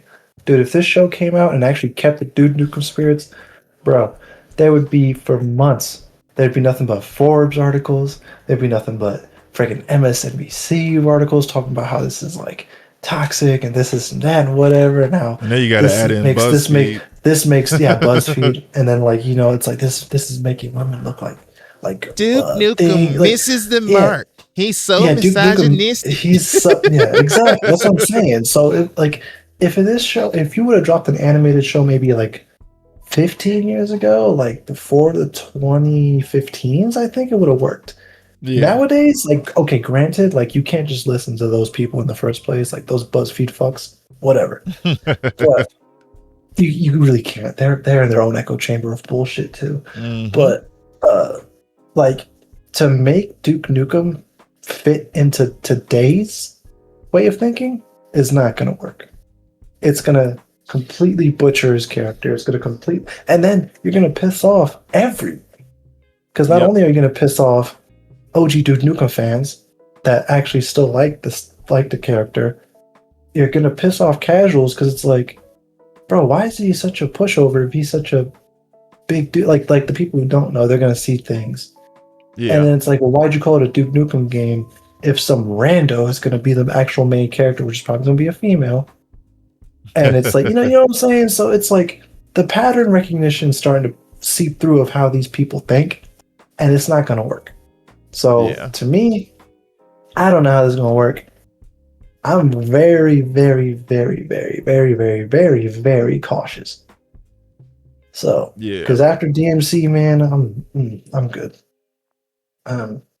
He can keep whatever bullshit he makes, because he came out with this show called Laserhawk or whatever that was supposed to be like familiar. It is. It was like this thing on, I want to say Netflix, and it's like this Ubisoft amalgamation of like all of their characters in like this world. So it has Dude from Blood Dragon in it. It has Rayman in it. It has Far Cry 4's villain in it. Like it's animated, but it's terrible. Mm-hmm. It's so terrible. So it's like, okay, so that's how you gonna just take characters and like, was it Rayman's a coke addict and he's talking about his heydays because Ubisoft don't make a game for him no more. It's if you get it, you get it, but it's not good. But 2023. Yeah. So, but yeah, that covers the news. So, have you watched Ironheart yet? I refuse. I'll let you. Yeah, go ahead. I gotta admit, I was very skeptical of it because I hated Wakanda Forever. Just I didn't care for it. Yeah. But Ironheart is freaking good. There's a couple things in it where I'm kind of like, why would you do this? Like, that was a choice. And just a couple things here and there. But for those first 3 episodes, I was entertained and I did like it. I hate most of the shows, but still try to watch them. Yeah. So her acting to me is way better here than it was in Wakanda Forever. I realize whenever Marvel makes a genius for their show or whatever, they make them a little bit arrogant. Some of the choices she makes, I just feel like this is a next level bullshit though. Come on. It just kind of feels. There's nothing about that character that's remotely likable. So there's not. I want to get into it. Why not? But it's a spoiler. There's some good things. Okay. I think there's more good than bad, but the way they write some of the stuff for it to happen, I realize you have to do it for the story, but I feel like it could have been written in a better way. And some of the character intros were a little like, how to phrase this? There's an LGBT character in the show, and It was they replaced by a former character, but yeah, they I get you. put it in your face in a certain way that I feel like they want people to get upset about it. Like, you can have the character in there and it'd been Rage fine, but they kind of like make it a little extra. And I'm just like, all right, but it's only like a couple points here and there. Besides that, like, they're fine. Their acting's on point. But like, there's a scene where they're all fighting in this thing or whatever, and they beat everybody up or whatever. And then when they get up to walk out, they have to do like the little like I'm on the runway walk type thing. And it was like, see, I know people are gonna get mad about that. Is it right after Wakanda Forever? It's a little bit after. It takes place a little bit after all that. And Eric Andre's in the show for a little bit. Yeah, okay. And I'm like, really? Is I was like, I always get excited when he's in a show. The dude he plays Parker or whatever. He was also in Hamilton or whatever. His acting has been getting better and better. And like, he's supposed to, I think, eventually become the villain. And it's a good choice. He was a good choice because he's so likable that even when he's doing wrong, it seems like he might be right. Like, it just seems like, he can't be that bad of a guy. There's probably a reason that they're doing all this. Yeah, Anthony Ramos, that's his name. And like, that dude was working out for this part too. Yeah. So I'm like, I like him. There's a dude in it that was in the show. Was it called Good Girls or whatever? I think he's Hispanic. He plays a guy named John. His acting is definitely on point, but I fear that he's gonna keep getting typecast. He keeps he gets this role where he's supposed to be like the sexy bad boy guy who ends up being put by a bunch of females. Every single time I see him, it's like this type of role where it's like, oh, here he is. All right, so what women are he gonna antagonize this time? And I'm like, it's not his fault, but it's kind of like seeing a dark skinned dude in a Tyler Perry movie. You just know he's gonna fuck up at some point. Who we gonna be about, yeah. But like, I think the show's really enjoyable. What's up, Black Up? I think we just gotta wait for the last 3 episodes. I think the review bombing wasn't warranted.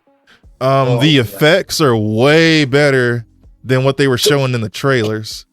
And again,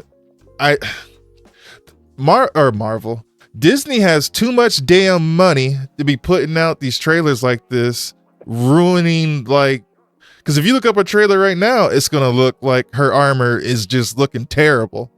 And I'm like, when you actually watch the show, I'm like, okay, it's back to movie quality. So I'm like, what were y'all releasing in these trailers? Because I almost didn't want to watch the show because it looks so terrible. I was like, this looks like CW quality. Yeah, and I don't know why they do this, where they drop trailers with unfinished effects. Yeah. It's the stupidest thing in the world. And I'm like, if you was going to do all that, like, just wait. But like, you release crappy trailers, and then as the show's getting close to coming out, you don't even advertise it. Like, there's a lot of people who didn't even know it was coming out this month. And I'm like, why'd you, like, who's making these choices? Like, you're putting it out to die. I hate the lack of advertising. That was pretty annoying. Yeah. And I'm like, what was, when Agatha All Along or whatever was coming out, I saw an ad on Facebook, TikTok, Instagram, like every day I was seeing ads on that. Ironheart, I only see advertisements from after it comes out. Yeah. And I'm like, you know, I was following it a little bit, but then they were like, somebody had posted like, oh yeah, it's out. So that made me want to jump in and watch it. I wasn't even sure it was a show or a movie. Now I know. See, and that's another thing. Is it a show? Is it a movie? Is it a show? Is it a movie? They played that game of hopscotch for I don't know how long, where I think it was originally supposed to be the Armor Wars, and the Armor Wars was supposed to be a movie, and then it turned into Iron something else. I forget what that working name was. And then eventually it came into to be honest, I don't know if Disney believed in it. Yeah, that's the other thing. I'm not surprised. Show sucks. And I'm like, they were like putting it out to fail. There was another Disney project that came out. I just can't think of what it is now. But Snow White. So they put all that advertising money into Snow White and let that flop. Not the movie. Yeah. So then you have Fantastic Four coming out next month. So you just kind of sandwiched Ironheart in between these projects, and it's like you're trying to make it fail. And I don't understand why they did that. And not much marketing, but people say it's supposedly really good. It's good. Okay. I watched the first 3 episodes. I would rank it, I guess, first, if I wanted to qualify the MCU TV series. Loki might be my favorite series. Falcon and the Winter Soldier I'd put up there. WandaVision, and then it's like everything else, like Secret Invasion. I didn't care too much for Agatha all along. I thought that kind of dragged for a little bit. As of right now, I'd rank Ironheart right after Loki. I thought it was that good for now. We got to see how these last 3 episodes go. That's way too kind, but sure, okay. No, I trust me. Like I did okay. There's certain nuances and things that they do on here, and I have high expectations. Then, hey, there. Just gonna put that right there. If not, I'm blocking. No, I like that. I'll let you finish when we're done. So you're talking about the next 3 episodes that are supposed to be coming, right? No, I'm talking about. I have watched the first episode, and I have huge problems with the first episode. You said you like Agents of S.H.I.E.L.D., Falcon and the Winter Soldier, Loki, and Ironheart. So Agents of S.H.I.E.L.D., I enjoyed the first, I forget how many seasons, and then I could tell that I forget his name. They had that actor on some type of payroll where he just kept coming back. That dude he started out as a human agent, then he was a double agent, then he was like a cyborg, then he was a zombie, and then he was like a specter or ghost or something. And it's like, yo, like, what?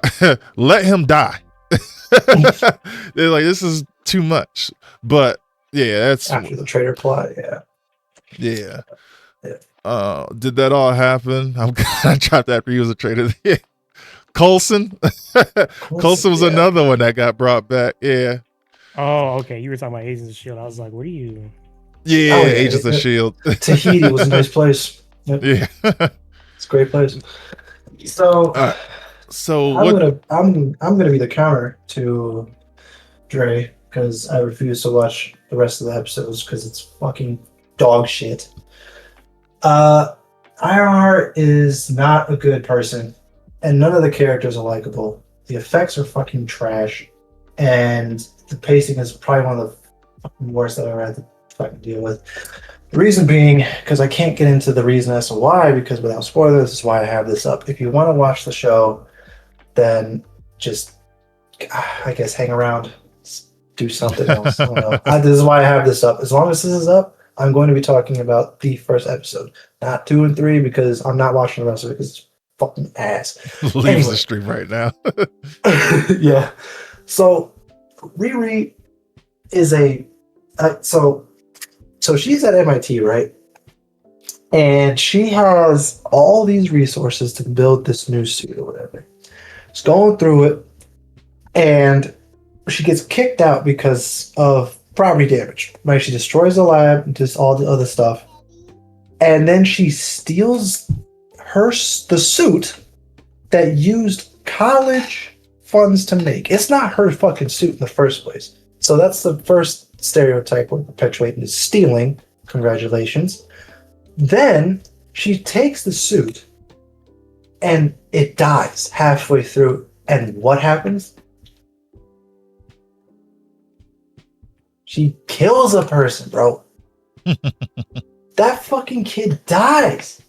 and it's never brought up in the rest of the episode again. And I have a feeling that it's never going to get brought up again. So not only does she steal, okay, so that's the first thing. Then it's this like she is in one of the top colleges of MIT, where she has all these funds, all these different things, and then it's still not enough. So not only is she an arrogant bitch who is not ever happy with any of the shit that she has, and then it's like, oh, I'm just gonna steal the suit that I built with the college money and resources. So it's not even her resources that she used. So that's ass. And then she's in this apartment, this terrible apartment, because, you know, I don't know what it is with, also, like you said, with Marvel, where they have these characters that are super smart and they have to live in these dumpster ass fire housing situations. They do the same thing with Spider-Man every time. The nigga can never be happy. So it's like, man, it's not a good show. Not for me. So a couple things on that. It actually is her suit. The college only gave her a lab to work in, but she had to supply all her material. What's his name? The dean, who was also the dean in Community. Shout out to that dude. I did notice that. They had made a comment about, it was like, make sure she doesn't leave it without anything that's not hers or whatever. But she provided everything to make that suit, which is why she was like hustling and selling like test papers and answers and all that stuff. Again, but you can't do that. It technically is hers. The only way they could stop her is if there was some type of clause that, yeah, even though you paid money for it, they'd have to pay her a stipend or whatever for them to keep her stuff. But the material used, like the programming for the AI, that's why it was able to shut down, is because she can't take that, but she can take the suit. So that was a weird working relationship with the actual dean, the other lady, which will back you up on this when she's talking about, oh, I need you guys to believe in me, blah, blah, blah. She said, what do you mean? Everybody here believes in you. Like, literally, that's why they gave you the lab. Like, what the fuck else? So, and then, like, not to mention, like, if she were to leave college, right, with the suit, she could still go to any other company. She could even go to Wakanda, bro. Oh, nice. Oh, and an AB raid. Oh, nice. Let's go. Nice. That's welcome in, everybody. Welcome in, everybody. If you don't want to hear spoilers for Ironheart, we're just talking the first episode. We're trying to not be too descriptive, but just to give you guys a heads up. Too much detail, yeah. But yes, welcome in, everybody. Thank you for those raids. So, again, when I was saying there was like that arrogance level to her, like, so we both saw that. And I'm like, that's why I was like, this is not okay, because like you have like the fact that you were in Wakanda at some point and helped them out. Yes. Like you're telling me that you can't get anything from them? You can't get anything from anyone else. Like you can go to any weapon manufacturer or big company and be like, hey, give me the resources to build this suit, and then we'll figure out the rest of it. Here's the problem with that too. We watched Falcon and the Winter Soldier, right? They gave Bucky a vibranium arm, and they gave Sam a vibranium suit. If you watched Captain America New World, again, they gave Sam a vibranium suit. So if they are providing him with resources and they essentially kidnapped her in Wakanda Forever, why would they not be looking out for her? Why is she not working in Wakanda anyway? Like, that's what it doesn't make sense to just work in it's not a subpar lab, but like, we're comparing a good MIT lab to Wakandan steel. They did say in the Wakanda Forever movie, they were like, Riri is working or a student at the equivalent of a Wakandan village school.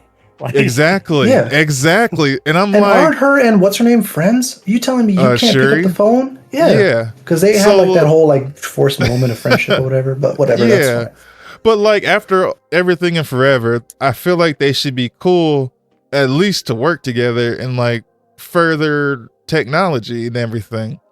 And it just, you said it's the United Nations thing, but it doesn't make sense to me like to not still work in Wakanda where you'd have all the resources you would want.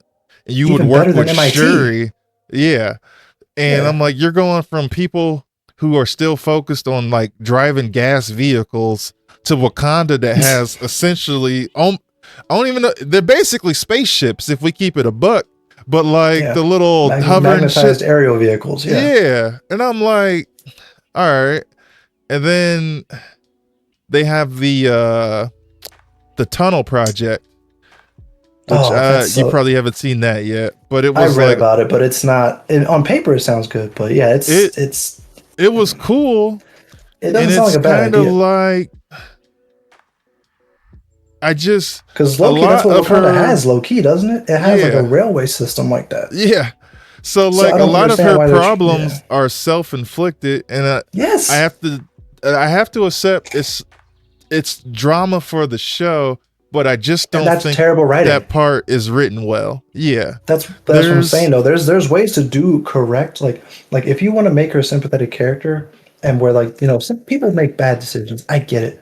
But when you are literally out here self-inflicting these stupid decisions, and then like purposefully taking yourself out of like high tier environments to be Yeah. in situations where you have to sell test scores or test answers or steal your suit back or as I read, apparently join a damn gang that steals shit. Like Yeah. how the fuck how am I supposed to sit here and be like, you know what, that's a good idea? So not only like are you stealing, are you lying, are you like everything is, and then it's like the arrogance of like, oh, I'm gonna be iconic. How? Yeah. The fuck you gonna do? So- Like it's just it's the writing that's the biggest issue Yeah. for me. And it's She- but yeah, She it's- definitely has some issues, and I'm like, Yeah. I feel like they're getting to the point where they're gonna start working on them. I can see that, but they did a I lot could- of damage. yeah, I could see like they could have just writ it a little bit better and not made her. Such 'Cause an I like unlikable her character. No 'cause one in that she's a character is Chicago- likable, low-key. She's a Chicago woman. Like But I know I have that's family in different. Chicago, But and that's different. like they, That's the actress, not the character. Really. no, the character is Oh, that don't mean shit. So I don't give a fuck. She's from Yeah. Chicago.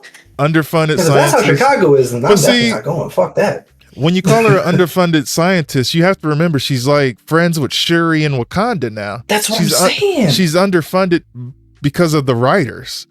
There's no reason she couldn't be studying in Wakanda right now. Absolutely no reason. Absolutely not. And Because now that's that Wakanda's yeah. open to people, right? It's not like a hidden thing. I don't know. I don't After know the Wakanda details. Forever, it's kind of in a In a shit state. but iffy whatever. territory. Yeah, But but yeah, it's just it's- it's like the writing. The writing is such a. I'm gonna put her in these terrible situations because I don't know how to keep the story going. but That's to be pretty fair, much what it is. let's look at Iron Man 1. He was also very, very arrogant. True. And That being he said, was you know, selling that- weapons to known terrorists, which is Correct. worse than selling test papers and things. And Yeah. then, like, he learned his lesson because he almost died in that dang cave, which, Correct. you know, Obadiah Stane, Tony Stark made this Stark built in the cave with a box of scraps. Yeah. Yeah. So like his big turning point was when his weapons got used against him. And Yeah. like with Riri, she should have learned these lessons from learning the about get-go. Tony's history. And there's another scene in episode 3 which I'm just like, dude, what are you? It's frustrating. It's like, I Yeah. like the show, but if they keep doing stuff like what happens in episode 3, I can see me not liking the show anymore. Yeah. Because Because the way that the way they need to like course correct and make her likable, I don't see how they can do it in 3 episodes. Because the like what I've read It's- so far, because like it's Yeah. like a justifiable fuck up for everything that she does. You Where said it it's would like make nothing- more sense if it was before Wakanda Forever. Yeah, but it's Maybe. very clearly after. If it was After, before, clearly after, yeah. Then maybe. if it was before, that would actually be better. Yeah. Wakanda doesn't really trust a lot of people because they literally kept getting their stuff stolen because of Wakanda Forever. They don't trust the government, so they don't really trust. But yes, so That's true. that being said, they gave Bucky a whole nother arm, he and they used to gave be a Sam. Russian spy. What? They gave Sam yeah. 2 suits now. They've given him 2 because one was just his suit itself, and the second one is his suit and the wings and the helmet that has the nanotechnology. Yeah. And that's why I'm like, if they're helping Sam, they're helping Bucky, they can help Riri. It just and they kidnapped Riri essentially in Wakanda They pretty Forever. much did walk into her So- apartment, just took her shit. Like there's no point that they wouldn't help Riri like further, and why she wouldn't work with Wakanda, except for like I can't even say homesick because she didn't even go home. She went to MIT and then she flew home because she got kicked out of school. So it's like there's a lot of little holes here. Yeah, You've seen so less I don't- characters get help. Yeah. but- exactly. Yep. So episode 3, I'm gonna try and think of how I can say this without spoiling it. There's a system in place, and Riri is very smart, and she has a warning about not going over something because it can make alarms go off and it can ruin the plan. And like they're like, hey, you're doing blah blah blah, you're gonna make the alarms go off. Hey, again, the alarms are gonna go off if you don't stop. And then again, last time the alarm's gonna go off, and she keeps doing what she's doing, and the alarms go off, and it like ruins the plan. And I'm like, what are you doing? Like, and it was Yeah. it's irritating because again, trying not to spoil, I'm talking very vague. What she was trying to get wasn't even locked up. At the beginning of the episode, somebody was playing with it and got almost choked out for it. And it was like, don't be touching my stuff. Da da da da da. And it's like, all right, cool. And so she waits till they're on a very important mission that helps them all get paid to try and touch the stuff. And I'm like, Riri, Yeah. like, what do you Yeah, shit and like then that, bro. there's another character who Riri and this character kind of blackmail each other a little bit. It's kind of it was in episode 2 being a fun friendship, but they ruined it in episode 3. So I'm like, well, I don't know how to feel now. This friend made something for her, and it was like, hey, you're taking this from me. This can't come back to me. I will go to prison if this comes back to me, and I won't survive there. And like, he's being dead serious. And she's like, all right, yeah, whatever, and takes it. And of course, she drops it in there where they're going to find it as evidence. Oh, and I'm my like, goodness. Come on, bro. See, like, that's what the are shit you- I'm talking about, bro. And I'm like, Like, the why did writing you do deli- that? The writing deliberately makes her not a good character. And I Yeah. don't think the next 3 episodes can like you have to do some astronomical redemption arc Yeah. type shit. But Because see, like she going back had to a going back suit. to like She Tony had her Stark, suit, right? and she It could have took got one it. movie. But yeah. that's like it took one movie for him to understand what he did wrong, right? And it was like the whole movie was his redemption arc. Where's the redemption yet? There's nothing happening yet. There's like because the episodes are only like what 30-40 minutes long. Something Right? like that. I feel like How they the were hell- longer, but There's yeah, no way that sounds you right. can do a whole redemption and completely wipe away in like an hour and 30 minutes. You can't It's- do that. It's gonna be like if they really pull it off, kudos. But right now, I don't see that like because I feel like they're set in their ways, and this is not gonna end well for her. My prediction right now But is we're gonna cut this short. Riri isn't a good character in the comics. She's kind of an a-hole. Yeah. My prediction right now is that episode 4 has to be consequences. The consequences of her actions need to hit her in the ass hard in episode really 4. hard. That's what I'm saying. Episode Like, 5, I think, is her fixing everything. everything. And Yeah. it has to come with some kind And of weight. episode 6 has to And be like the 6, like has to be like what happened after.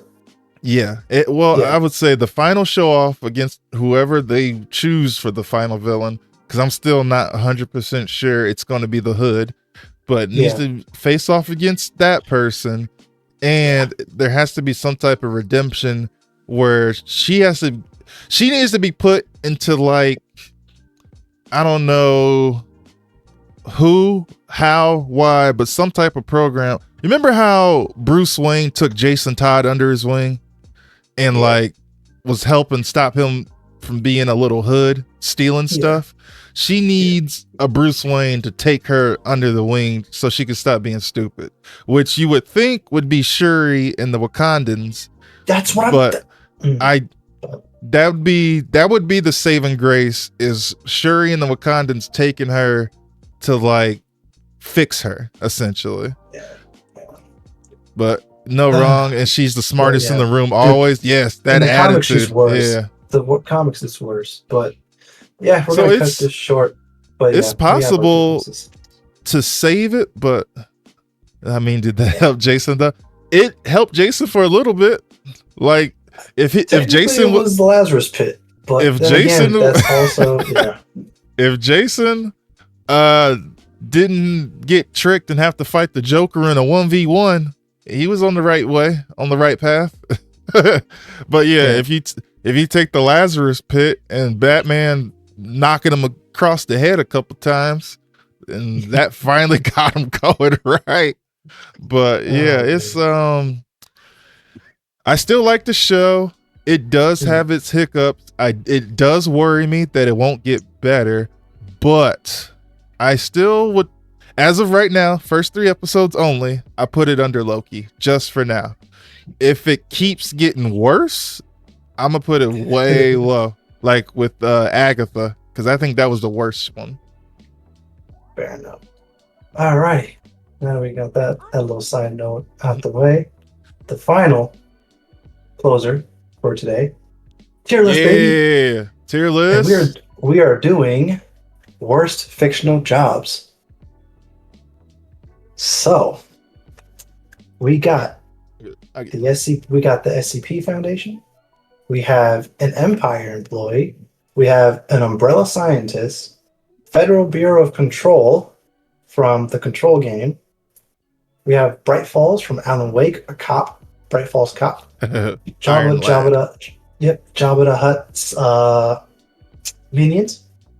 We have a Hogwarts teacher, a Vault Tech industry employee, Agents of S.H.I.E.L.D., a VOTS employee, a Recon Corps member, a judge from the Judge Dredd, Third Echelon from Splinter Cell, a Witcher, Ooh. Space Marine, and a Helldiver. So you put all the goats at the end. Kind of, but we're talking about how terrible it would be to actually be one. How But, terrible it would be to have that job. yes, this is like we're ranking like worst jobs to have in fiction. All right. So, first off, SCP, not even applying Yeah, nah. That's because what's below worse. What's the tier under worse? so we have not even applying. We have quitting on the spot, meh, for the benefits, and not that bad. I don't even want the paper. I don't even want to see an ad. Like, nah, I don't see nothing about SCP. Like, nah. Dude, no, the amount I was just of about to tell you, Alexis. Dang, you beat me to it. Oh, my bad. Sorry. Yeah. But so no, being an SCP, just even being a scientist, just being close to these facilities is a death sentence. Okay. Because if you know anything about SCP and the amount of escapees and breakouts these things have, and some of the creatures that they actually have contained somehow, which shouldn't even work. Like they have cosmic level creatures locked up in these foundations, which is insane.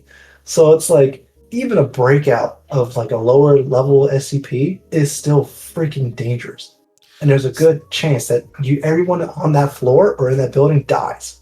So Alexis, this is a tier list for the worst place to work.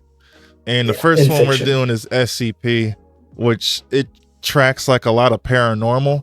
And it's at the point it's when something breaks out, not if something breaks out. Yeah, exactly. And SCP is secure, contain, protect. I feel like the actual work, just to give you an idea, Alexis, the workers of SCP like never survive. They 10 times out of 10 always have to call in help. And the help comes in and they see the bodies that have been ripped apart and strung from the ceiling and thrown across the walls and all that extra stuff. I don't think I've ever seen an actual employee of SCP survive. They're all, yeah, right, Sarah? They're clones. Yeah, like there's, nah, I don't want to see an ad. I don't want to see paperwork. There's not enough money. And no, because that's a job you won't even get to spend it. You for sure won't get to spend it. Like, no. Not at all. Not at all. 90%. No, it's a 99.9% chance of death if you work for them. Yeah. And the 0.1 is like, because you might get a sick day or vacation time or PTO. If that's the only guarantee that you survive. And I'm not being funny. If you look up any of the SCP stories, it's horrendous. But what you think, Doug? I would not want to work for SCP. First of all, like you said, how the hell are they even containing these things? They would have had to have gotten like the Avengers on crack. Yeah, a lot of these fuckers that they have locked up. Yeah, and they got a lot of them locked up like they're just like your regular like mid-tier Arkham confinement. Yeah, like hey, what up, Chris? So we're doing the tier list now. I would never want to work for. Never. I don't even care. I don't even care if they are paying me like $1 million an hour. They're paying maybe $1 million a minute, and then I'm dead after the first minute. 100%. Yeah, nope. That doesn't matter. Nope. Because you won't get to spend it. Nope, I'm good on that. Because like, how do you have a facility that houses cosmic gods, an immortal king, a mask that manipulates people into wearing its user that melts away as a form of substance? Then you have a yeah, you're right, Sarah. What's it called? A plague doctor that's been around for eons that literally thinks humanity is a disease and can just walk through shit. Mm-hmm. You have an unkillable creature that if you look at it, it kills you. Like, not to mention your boss can set you up and make you as part of an experiment as well. Exactly, because they do that all the time. They have a dinosaur crocodile that talks to people and manipulates you into killing yourself, into getting into the water. So the plague doctor is the plague doctor is one of the worst ones. Yep. But then it's like they have cosmic gods next to a plague doctor in the same building. We're in my Discord. Oh damn! Yeah, get him in here because I got 2 of them for him. I want to know his thing. But yeah, I was like, yeah, SCP. Don't send me the Indeed link. I don't want it. Don't even. All right, the Empire. So it's not guaranteed that you're going to be a stormtrooper or anything else. I'm gonna go with for the benefits. For the Empire. So this is Star Wars Empire, right? Yes, this is Star Wars Empire. I think it's for the benefits because if think about it in the mind's eye of like living in Star Wars, like you have this grand empire that was able to have the entire galaxy under its thumb, and then you're like, okay, so and obviously the propaganda machine they had was top tier. Let's not forget that part. Like, you're going to join the Empire in some way, form, or fashion to keep you afloat. Like, you'll have the benefits. The only problem is that when you get to the higher tier of the Empire, where you become an officer, or you become someone in position of power, that's when shit starts to be bad. But realistically, if you just a little lowy dude, and you're not like on the front lines, or if you're not like a trooper, yeah, you might be okay. But other than that, I'm honestly just doing it for the benefits. I I'm think doing right now. But I think the average Empire worker might have it good because nobody can mess with you if they know you work for the Empire, and there's a legit fear of messing with you because you'd call in backup, and they love making examples out of people. That's so true. the only time it's bad, like you said, is if you're in a position of power where Vader can force choke you on a freaking Teams call. Yeah. Like that's about the worst. Or you got to worry about the rebels blowing up somewhere where you're at. But like the average person who maybe they're on the outer rim or whatever, that's cake work. And none of them look like they were starving like some of the rebels do. They're not forced to work and that's what I'm saying. They were actually slaves for Jabba. Like, yeah, it didn't really seem that bad. Like, yeah, what's the I would almost say you could probably move it down. Not too right? bad. Yeah, not too bad. No, that's not too bad. What you got, Nick? The amount of shit I've seen with the Empire, even if you're like a grunt, them rebels are stepping through grunts. I'm not even sure I want to. I'm not even sure I want to mess with the Empire. I would put it at, if I had to rank it, I'd probably put it at meh to start. Like if I absolutely needed some money, because you know this, the galaxy, all the issues we have just in America alone would be significantly compounded when you add in planetary politics. Oh my god! In a galaxy-wide government, and a lot of these planets, you know, are doing their own thing and shit too. So it's just like, I don't even want to. I mean, realistically, I don't think Star Wars covers enough of the issues that would realistically happen between sentient beings. But, I'd put it at meh to start. I'd probably treat it like Amazon. I'd maybe work for a couple months. As soon as shit starts to get a little shady, and just take my last check and just not call. So we'll do a middle ground for the benefits. Yeah, for the benefits. That's funny. Hey, Chris, you getting in here or not? Yes, sent a link in the Discord DMs. Okay. All right. So since we're gonna keep this in the bathroom. Okay, that's funny. But no, keeping up with the don't even send me a link. Umbrella. Yeah. Fuck no. They are equally as bad. Equally as bad. Because no company that you have to nuke an entire city because you let out something that you weren't supposed to make in the first place is already a problem in itself. And you keep doing it under foreign country money. So you're getting money on the outside for them to continue your research. Because it happens in Africa. It happens in the Eastern Europe. It happened again in the US in Resident Evil 6. And then with the new one coming out, you're going back to Raccoon City. So it's just like Umbrella just constantly is in the shit every time. And none of the workers are around. Because my thing is the biggest joke was like, I don't know if you saw it online where it's like day 5. We gave a gorilla chainsaw hands and poked it for 2 hours straight. And then the next one it said it escaped. See, it's things always escaping, and then I don't want to be experimented on. There he is. Hey. So these people, like, man, you think you're gonna have a good day at work, and next thing you know, some scientist sticks you with a needle, and now you have like you got eyes going out your shoulder. Yeah. I was like, I ain't signed up for all that. Hold on. Like Nah, man. Oh my god, is this like who would you work for? This is the war. No, this is the war. Is that the Federal Bureau of Control? Listen, bro. No. Listen. I picked two companies for specifically you, Chris. That's all I was wondering when you're gonna get here.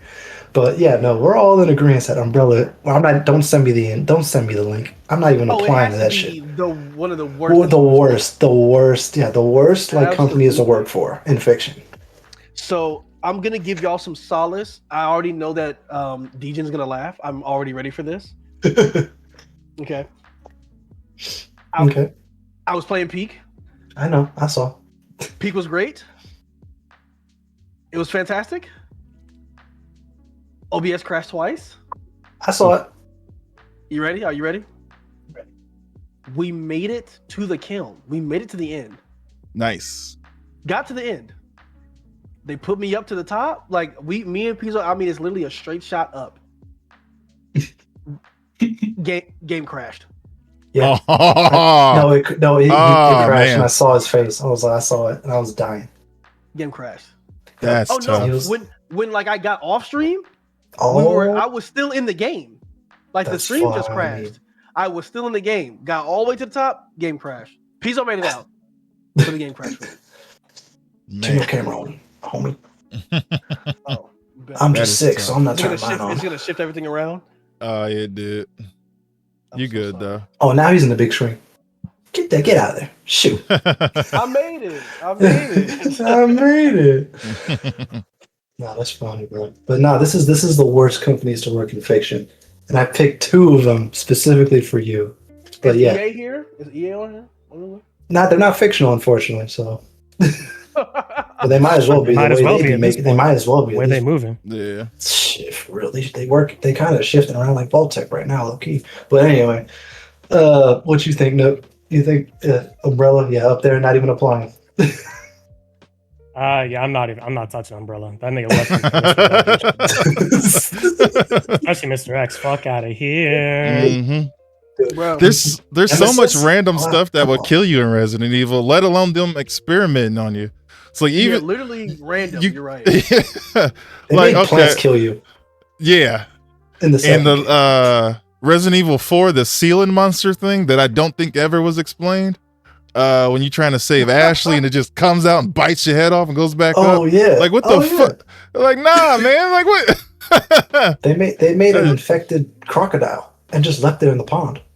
And none of these people are ever like held responsible. Like most of them die, of course, but the other ones are like, well, everybody died in this entire city. Let's move on to the next one. And I'm like, what?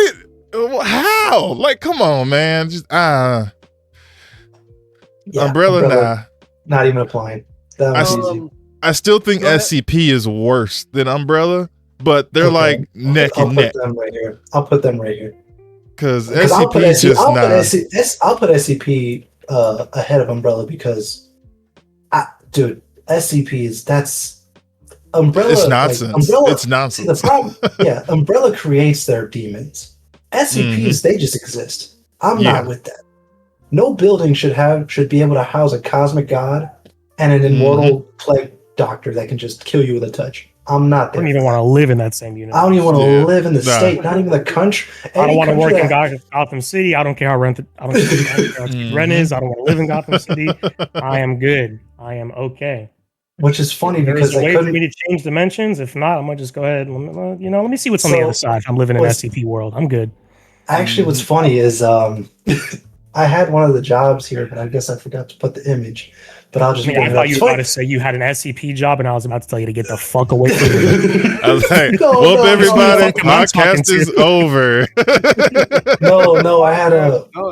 No, turn this shit off. No, I had an image of a bank, and what's funny is that you said brought up Gotham. I didn't have the image. I lost it, but a Gotham City bank employee. Hell no.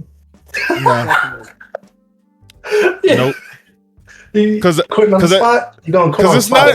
not even the supervillains all the time either. Because you got the mobsters, whether the Falcons and Maronis or whatever. Falcons and Maronis, they're gonna try and shoot you. Then you got Two-Face in his gang. You got Penguin in his game. I'm not being shot by an umbrella machine gun for one. Like that's not happening. Then you got Mr. Freeze. Like I don't need to be frozen at work. Like nah. Poison Ivy. I don't need plants coming to life and ripping my leg off. Like I don't need none of that.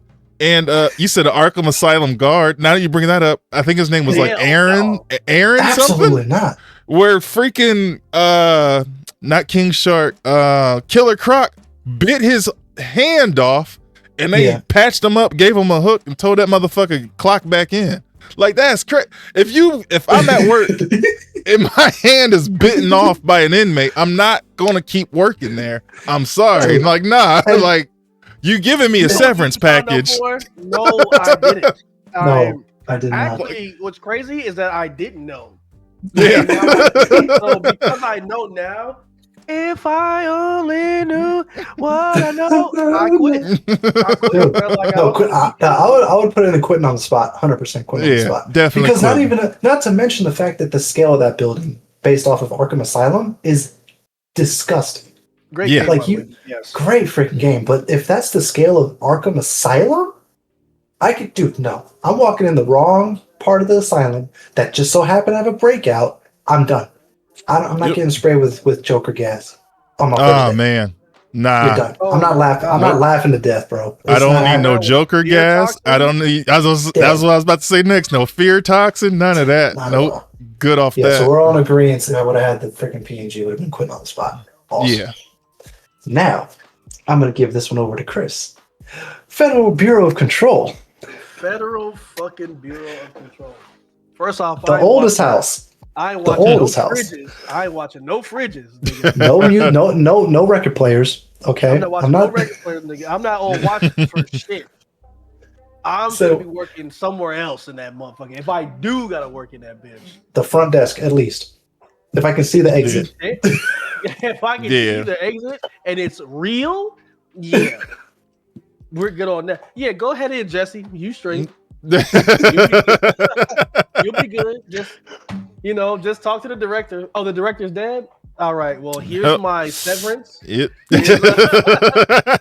My severance letter. Like, I think the Federal Bureau of Control, I think the benefits is probably busting though.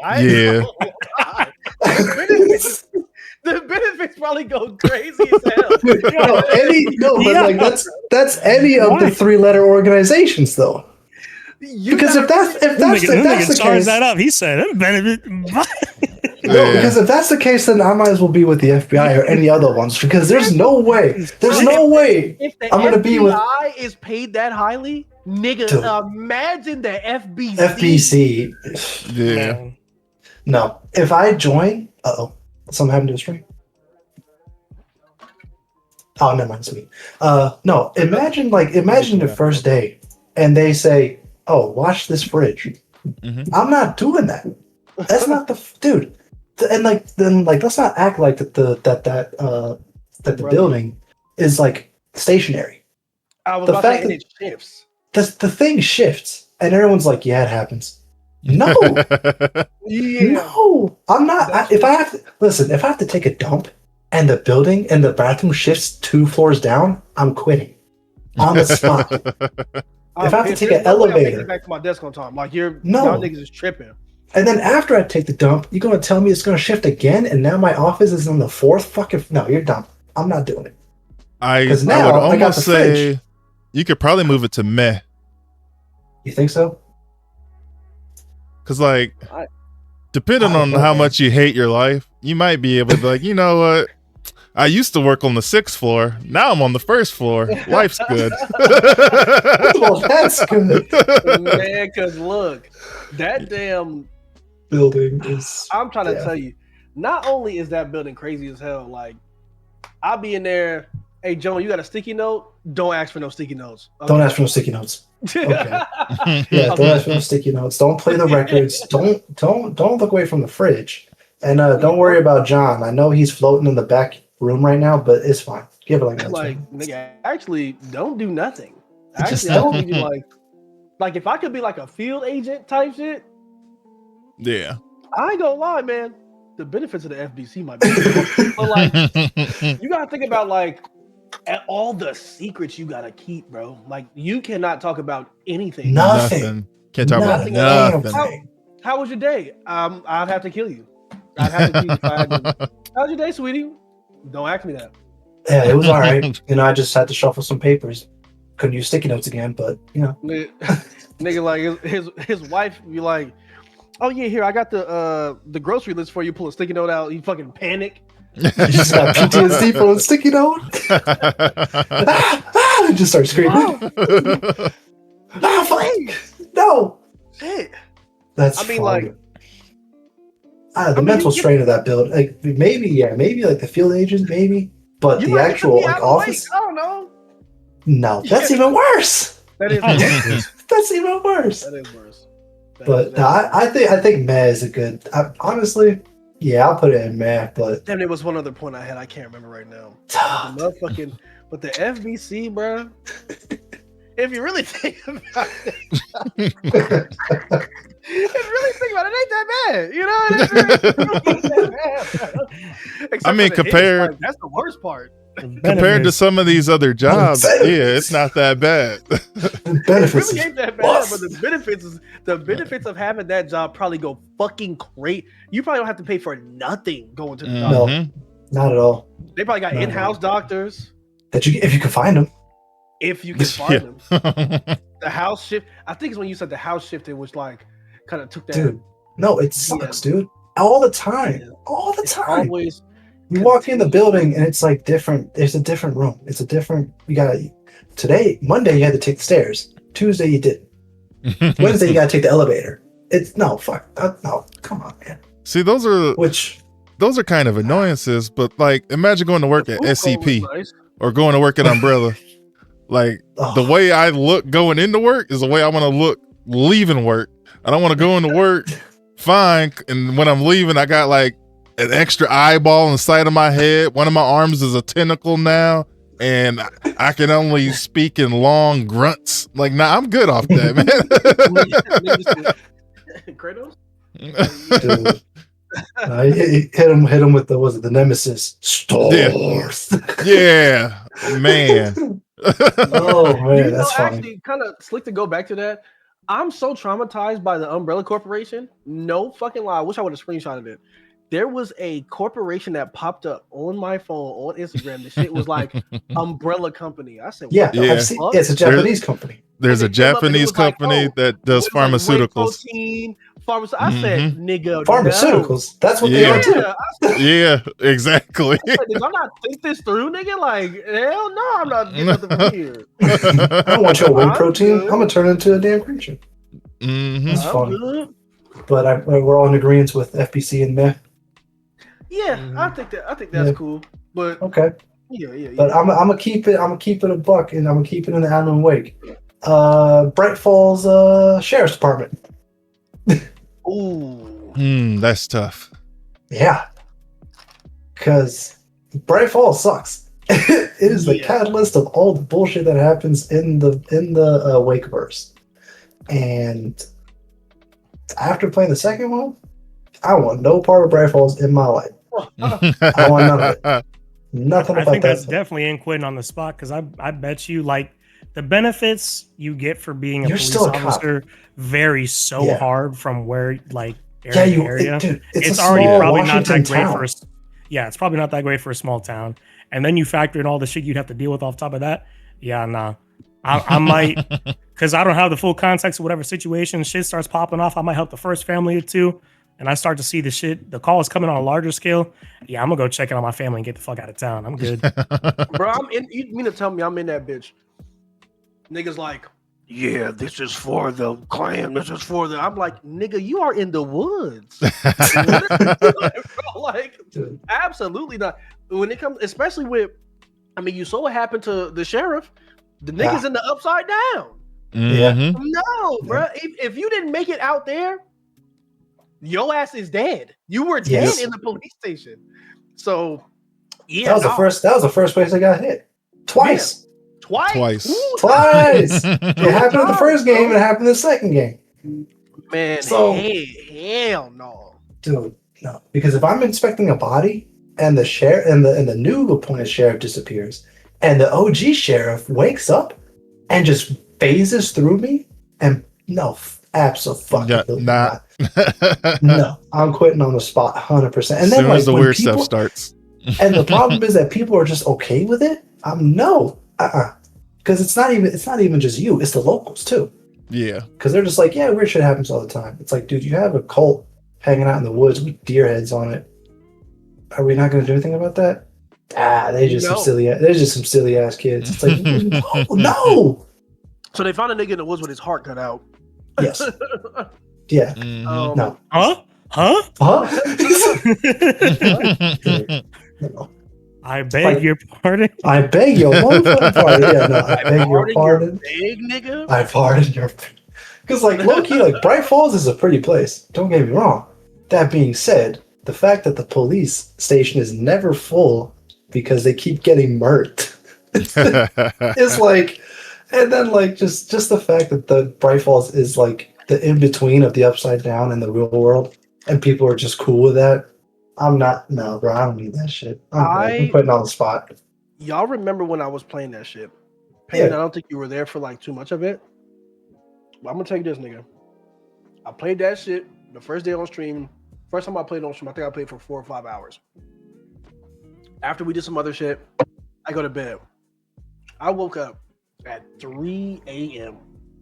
Oh my I god! get up. I wake up. I sit up.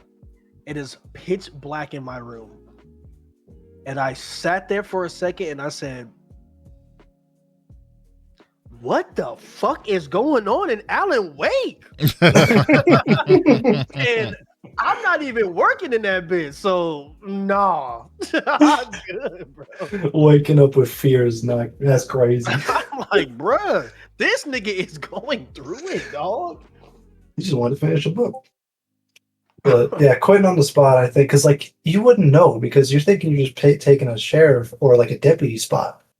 But then once you get there, you're like, okay, no, I'm not doing this. And then yeah, just going back. So I think quitting on the spot. Last deputy? What happened to the last sheriff? I don't know. I don't remember. So here's the thing, y'all. I applied for like just like a beat cop. And y'all niggas made me a detective. Why is that happening here? Why is that? I just wanted a front desk job. Oh, that was the point. For FBC, I said, nigga, I'm working for Ati. That nigga ain't never dead. That's fair. That's fair. The janitor? I'm yeah. janitorial. That's yeah, fair. hell yeah. That's fair. But if you know who he is, whatever. Yo, I'm in that bitch. Yo, Anthony. You know what I'm saying? Like, I'm good, nigga. So yeah, putting on the spot, Bright Falls. Now, Jabba the Hutt's gang. I'm gonna go with Meh as well. I don't want to get licked by that nigga, bro. That, but there's also a chance you might get. Jabba the Hutt's gang. Because there's a chance you might get thrown in the.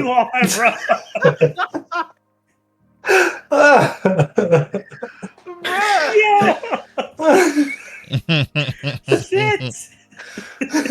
Damn it! No, that's gross. No, that's foul work. You know, man, them Jabba's some freaky ass niggas, bro. You 100%. can only imagine the smell in that bitch. Oh, Yeah. No, you're not wrong though. The Hutts are some vile motherfuckers. Yeah, Mhm. yeah, no, they are gross, and especially they on was a Tatooine, right?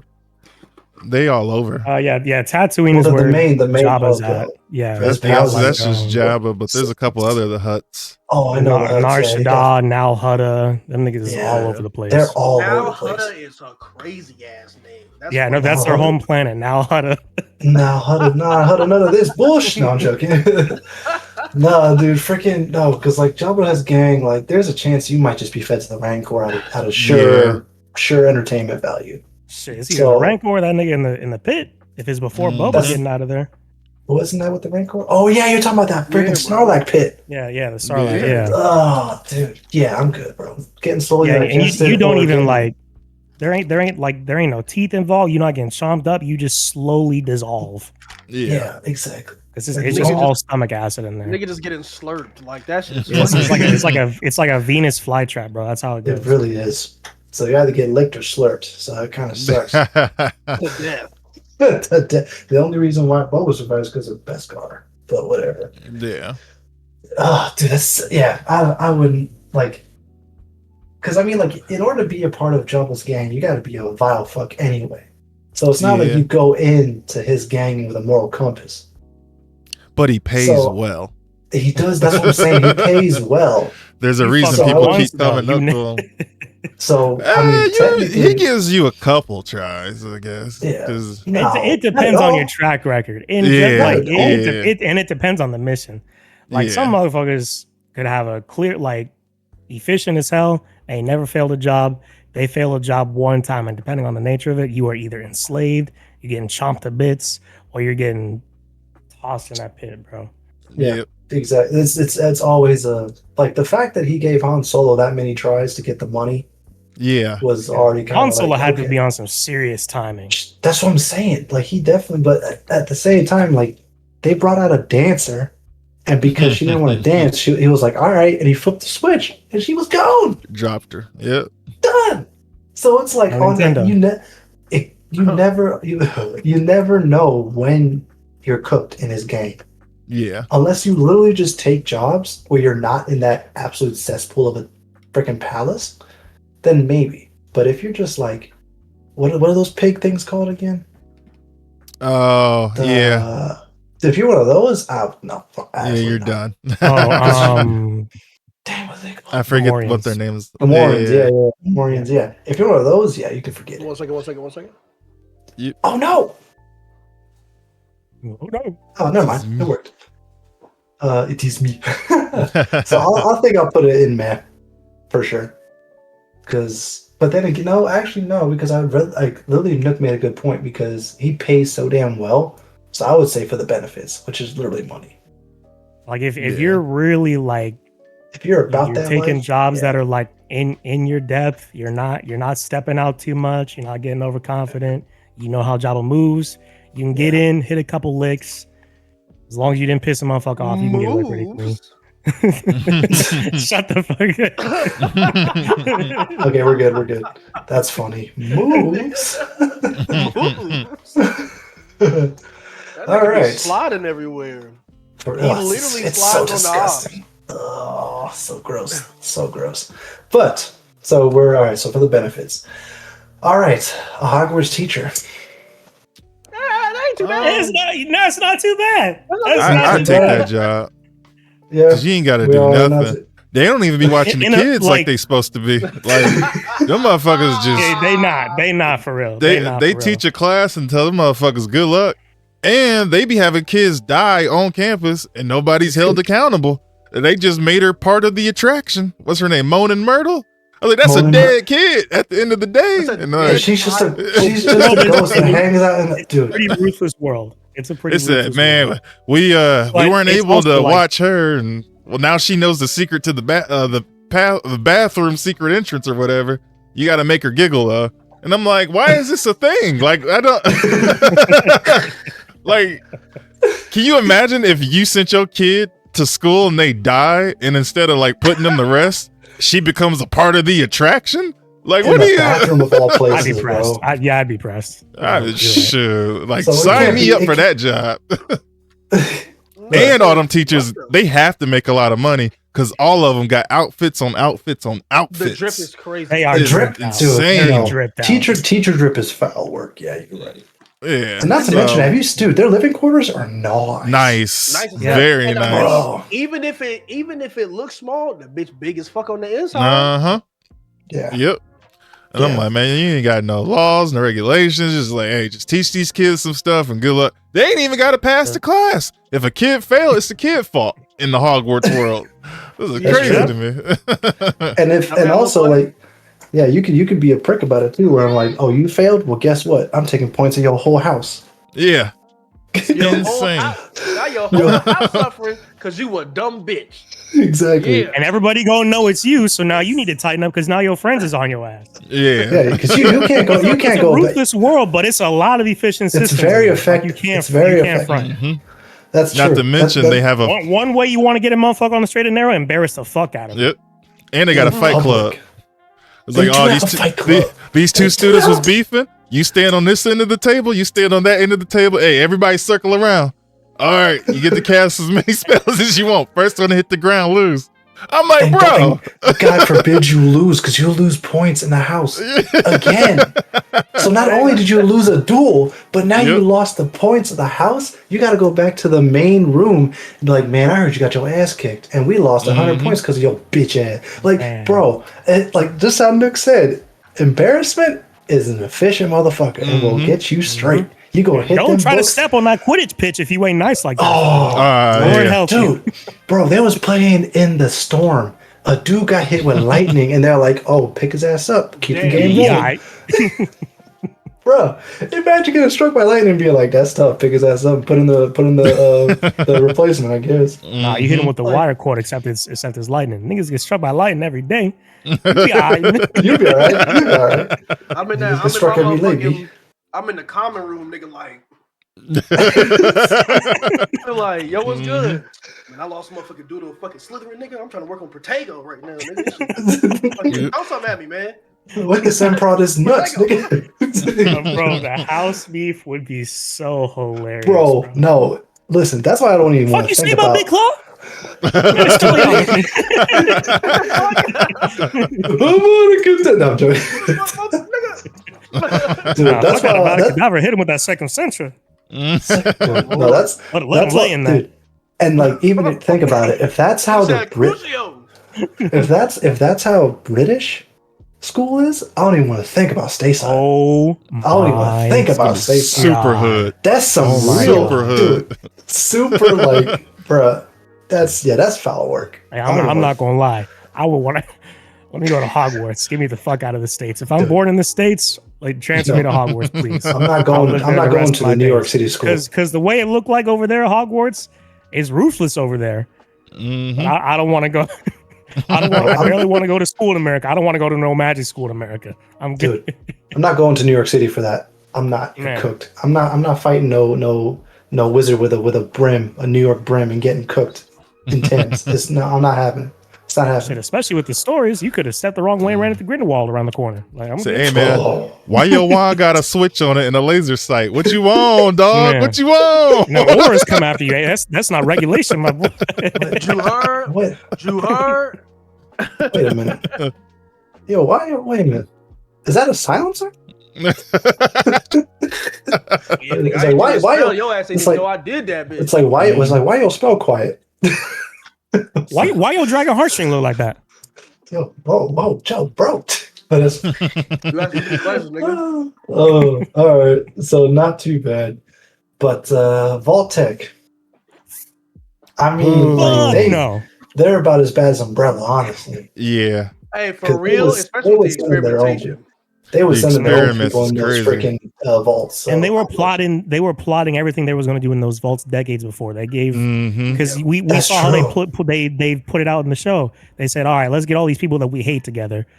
Common interest. We're about to make a bunch of fucking money because we're going to start the nuclear war ourselves. Think of how you can structure your vaults.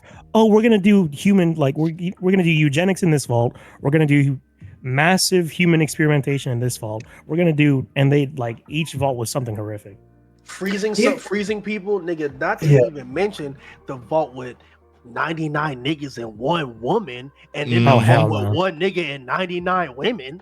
Oh my gosh, dude. Now, honestly, if once you figure out, like, because like you said, every vault was some kind of experimentation, and it's just like Fallout 1 and 2 are a whole different beast. I don't know, like when they were still like on like the top down.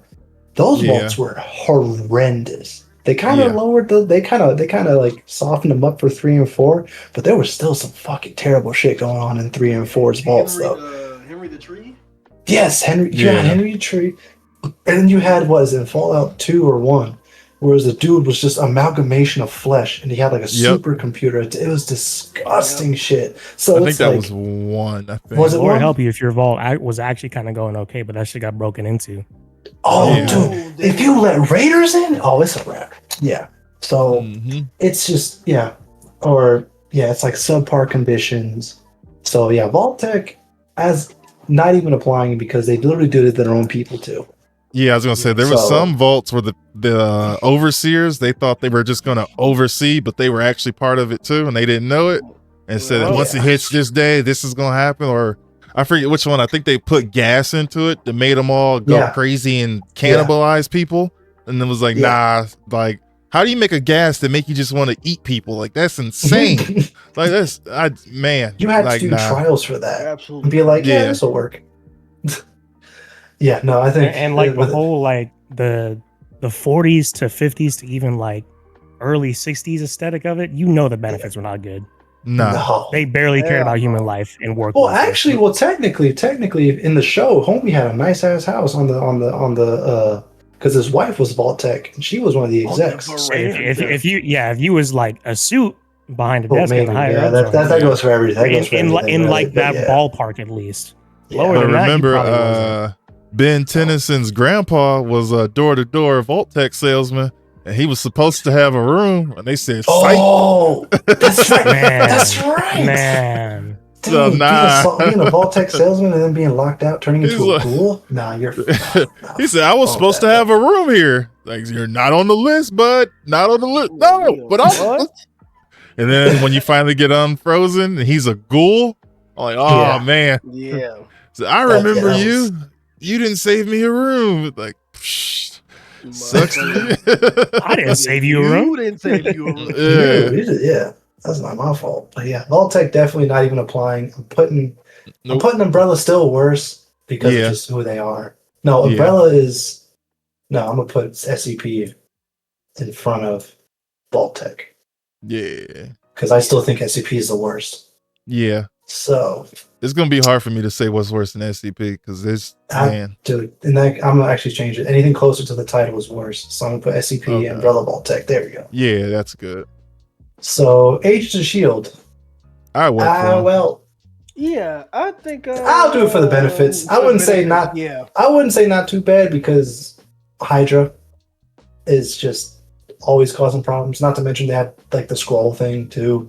So I wouldn't say that it's not all bad, but I would definitely join for the benefits. I guess let me clarify. I would join them if I could like actually be a soldier and not behind a desk. Because them desk people be getting messed up. I'm like, I'm good off that. But like, let me I was like, oh, Tony Stark didn't want to use this suit anymore? Psh, oh man, it disappeared. That's in my garage now. I'm showing it off to the boys. Like, amen. Like, he used this one in an alien invasion, like, you know, in that's the one he used when the homies showed up. Yep, Loki, and before you say, oh, you can't steal the stuff, there's a whole Punisher series of him going into the Shield base and just taking stuff from each different and making like a super suit out of all of it. Yeah. So I'm like, and he started out in that issue, not originally, but in that one, he was just a Shield agent at first, and he just upgraded, got tired of locking up the same people over and over and over. Yeah, but I'm like, that was a quote unquote reboot. Yeah, I know what you're talking about.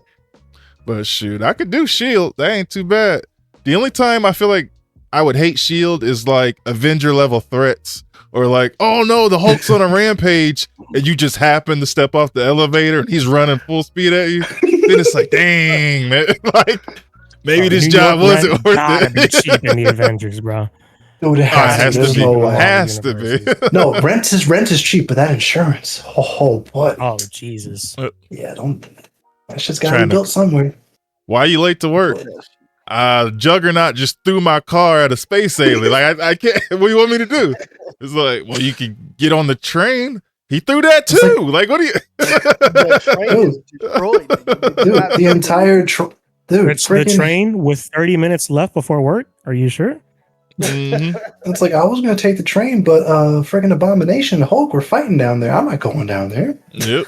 Also, there's this nigga in like a blue and yellow suit getting held up down that way. That's funny. Did you take the train last night? You ain't see bruh in a black and purple suit and some random little black kid in a hoodie running for his life? It's always something going down in them tunnels. I don't want to go down there. Yeah. I don't know if I could live in New York in like Marvel world. Like, it's too much. Any of the main cities I don't want to be. Yeah.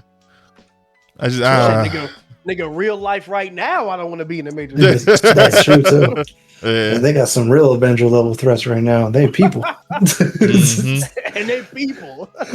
Like, So, have y'all played Spider-Man 2, right? When Hell, Sandman went on a rampage? Like, bro. Oh my god. Do you understand how pissed I would be if I got full of sand headed to no fuck, I'd crash out. How pissed I would be that I'd be chilling in my condo and the next thing I know I'm at the beach.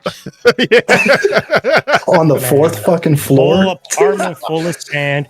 You decided you opened the window the one time because it was real hot outside. Let me open the window.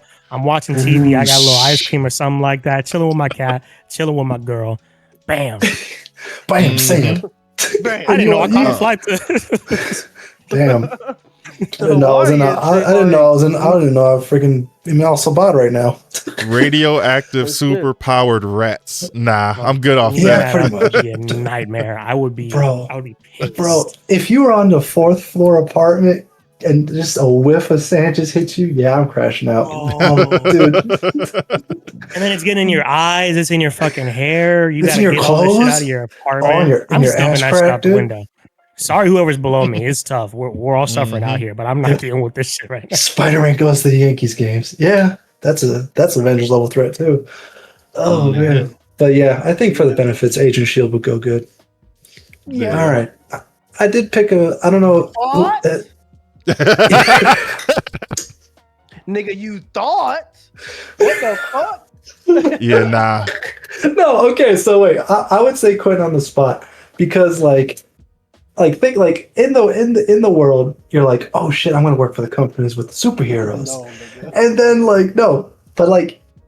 only in the levels of only level 4 or 5 is when you You see, you're explaining me and we're like, no, nigga. Mm-mm. I will not. No matter what the fuck Nope. position you in that bitch, you're fucked.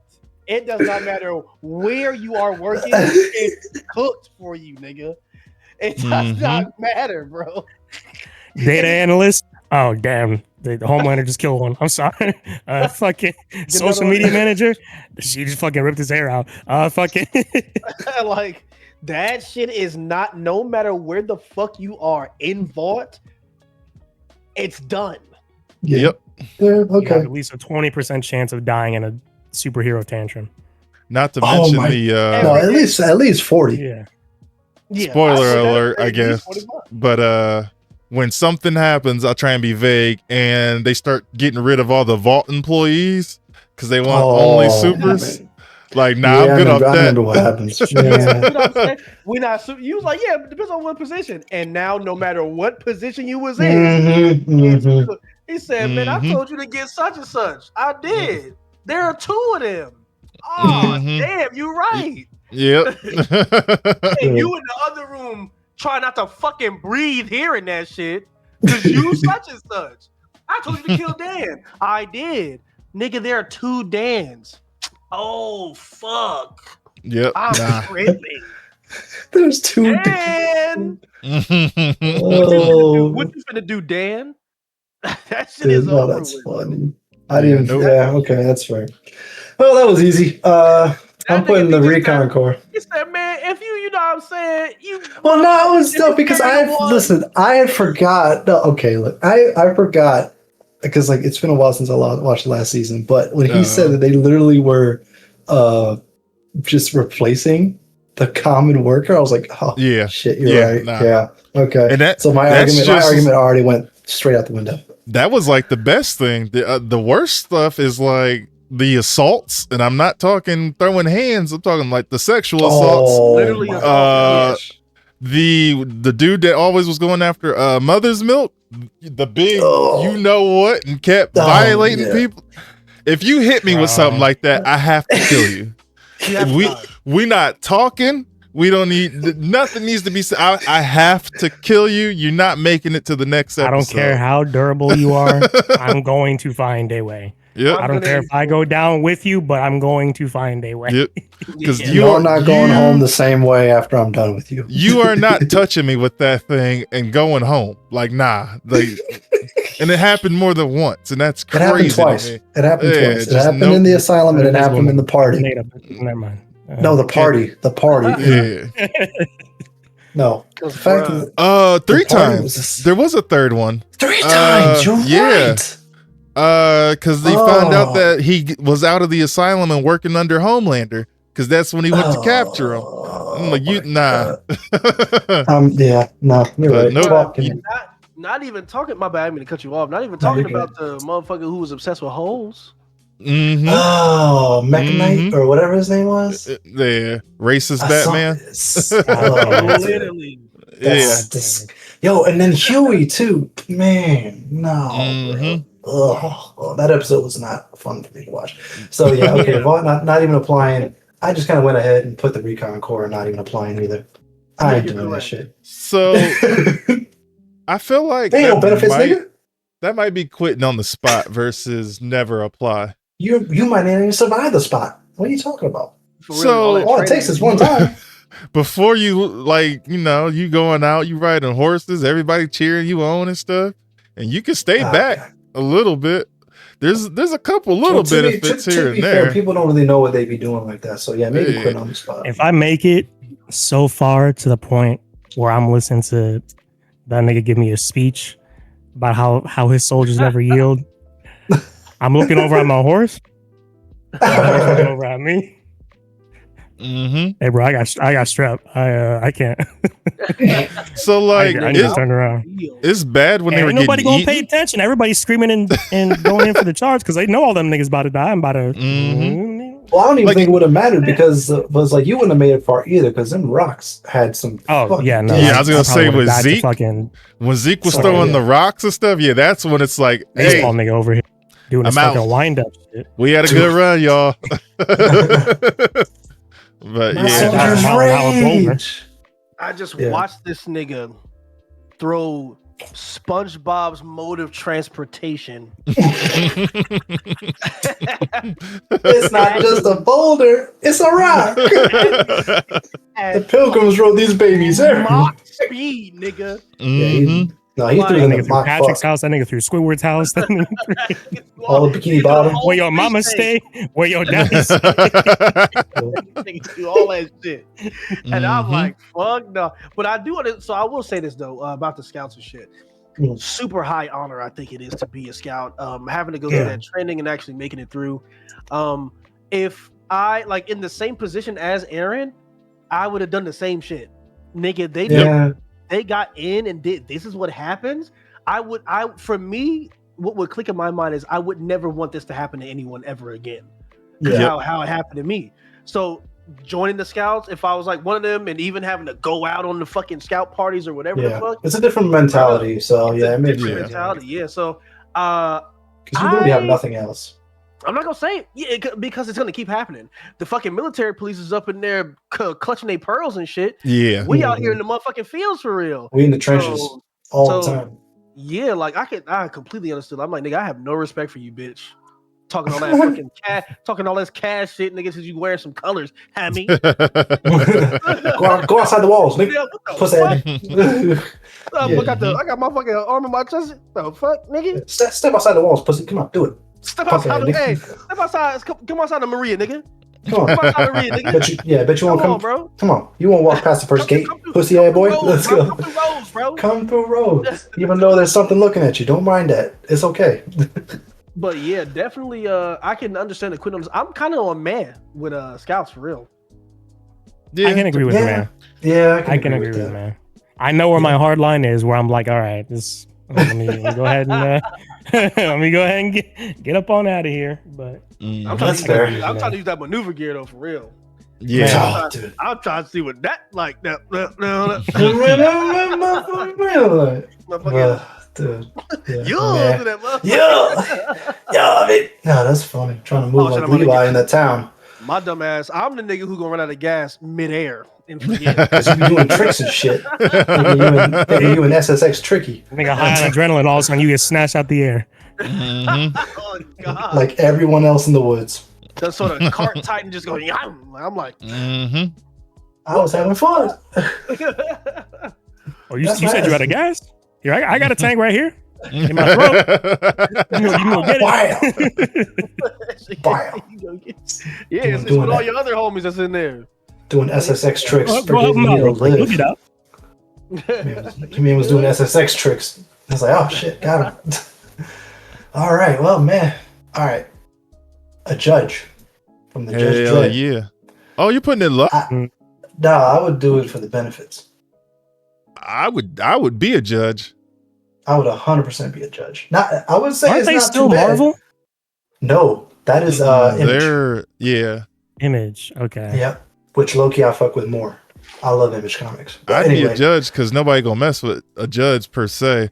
And then that's bullshit. You know it. But anyway, there's still some motherfuckers that don't know how to act. Their weapon of choice with the activate shotgun mode, activate machine gun mode. Like, bro, was it activate hot shot? And the dude just melts his fucking, yeah. I would definitely rather be a judge than a regular civilian or a thug in that universe. Yeah, I would definitely use for the benefits because don't you live in the building? I forget. Because you don't, maybe. Yeah, because I don't think judges live in the actual cities. I think they live in the actual I think you're the buildings.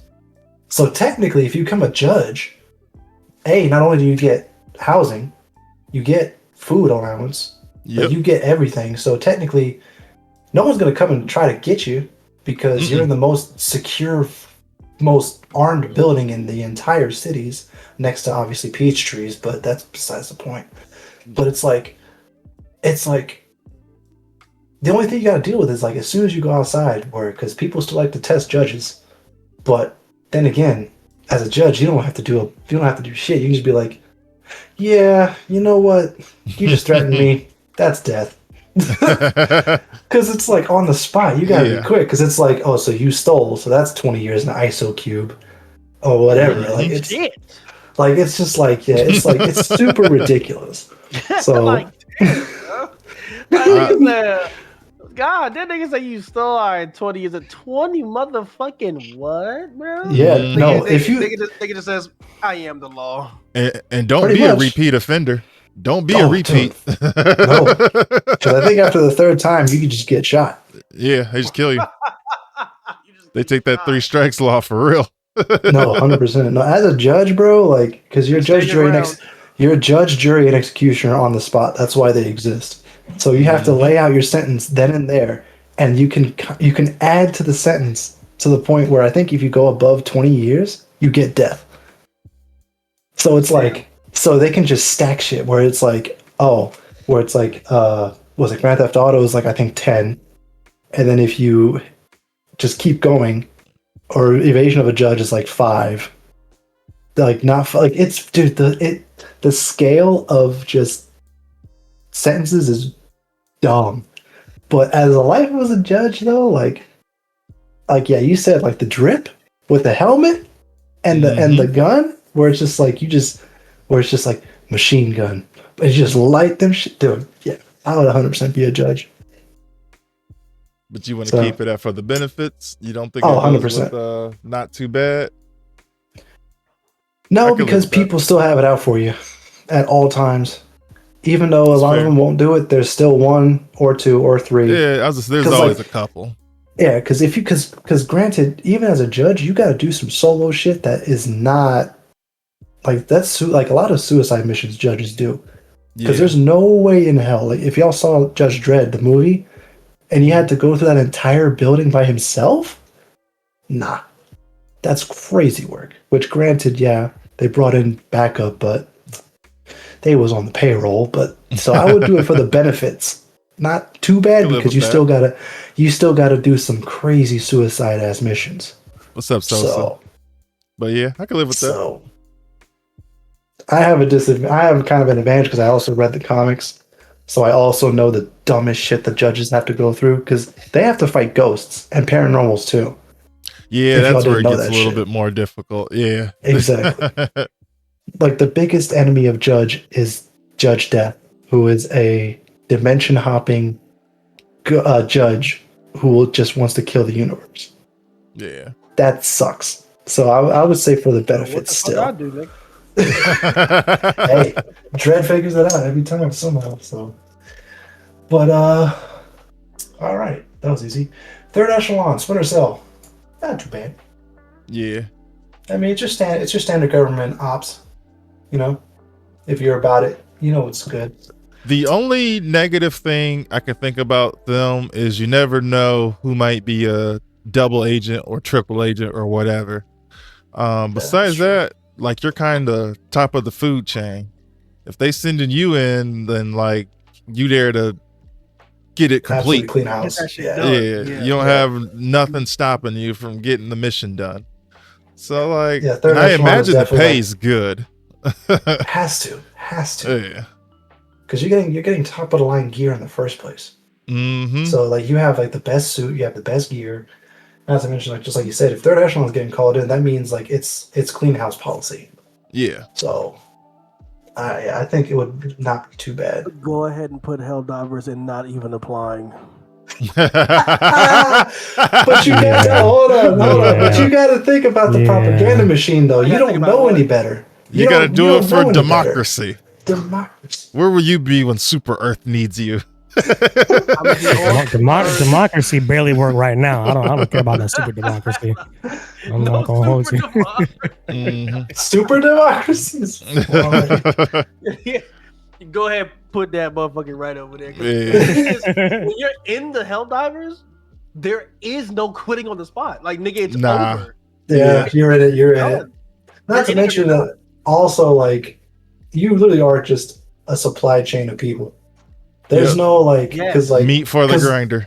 Meat because like you dying is part of the story. Like they just constantly send ships. Like they have your genetic code. Like you're not even. Yeah, you're never the original. You're not the original. No. So you're never the original. You're always like a copy of the copy of the copy. That's why you always come out. I'm pretty sure you sign up knowing that, and everyone's okay with it for some reason. So it's like, yeah, probably. I don't know, man. But yeah. In this universe, I watch Starship Troopers. I'm not doing that shit. Yeah. You're right. Oh shit! At least in Starship Troopers, you can at least be yourself and not get cooked all. Like, well, you still can get cooked, but I don't. Yeah, because at least in Helldivers, like you said, you're just a clone of yourself, and you can just keep getting killed off and sent new and figuring it out. Like you are literally a drugged up psychopath. Because you gotta pop them stems all the time. So it's just you're not a person. Broke your arm? Broke your leg? Dude,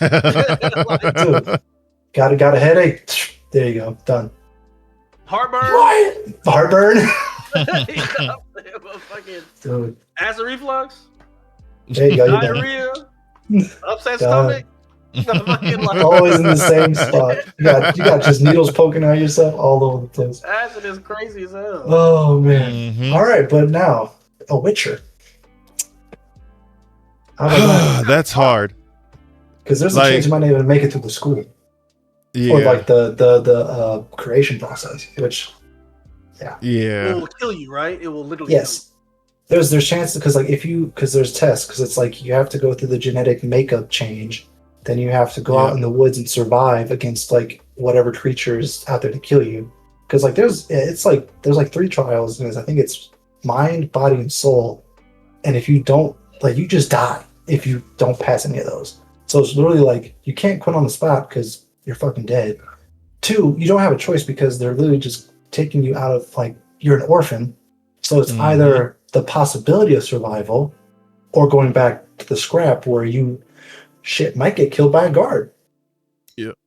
Just cause. So it's kind of like you're gonna die regardless, but you gotta figure it out somehow. Yeah. Which the benefits of being a Witcher, while cool, you can't walk into a town without getting stared at and being like hella discarded. So it's like I don't know, man. It's kind of like because there's not really any benefits in it because you're just a wandering solo dude who never has any money. Well, that's not fair because that's only Geralt that's broke. Also, one benefit is you're not just like food for the slaughter. You have the ability to fight back because the normal average people in the Witcher universe can't fight those beasts and monsters and things. They have to call you to come in and do it because you have like enhanced strength, speed, stamina, blah blah blah. Yeah, they'd be mad about it. They'd be mad at you. Yeah. Which that's where it's like, okay, you guys are ungrateful. I could just leave and let the monster kill all Let y'all. the nigga kill all y'all. But which a lot of witchers do actually, which is hilarious. yeah. Like, oh, bet. So yeah, I would say for the benefits. Because it's literally just a chance of survival. Yeah. Because the ones that they grab the witchers from are orphans or just street kids that have no other shot. So yeah, I would say for the benefits. Not to mention you live till like 700 years. So fuck. Yeah. Like the witchers age so freaking slow. Slowly. It's ridiculous. It's so freaking slow. Because I think, was it the show? The show, because I know Netflix dropped an animated series on. Man, we said 700. It's something ridiculous. That's like kind of high. Like, you will live long enough to watch this world crumble to dust and blow away. What else do you have after 500 years? 30 Not me. years. We can be bees. We can be bees.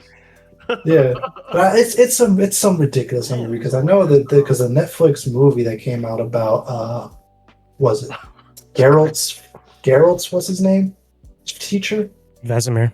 Vesemir. He became a witcher at like 20 years. But then when the movie takes place, the chick that he actually had a crush on was like 80 and he still looked 20.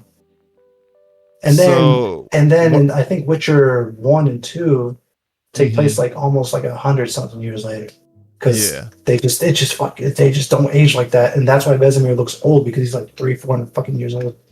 So Vesemir is between 350 and 500 years old. There it is. Yep. And Geralt, when he first starts, he's actually supposed to be, when you first meet him, he's supposed to be like 71.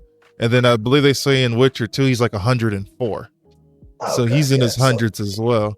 They said that most Witchers prefer to die in battle, and they don't have a recording of any of them dying from old age, but they live for several centuries. There you go. See? So, Yeah, told you.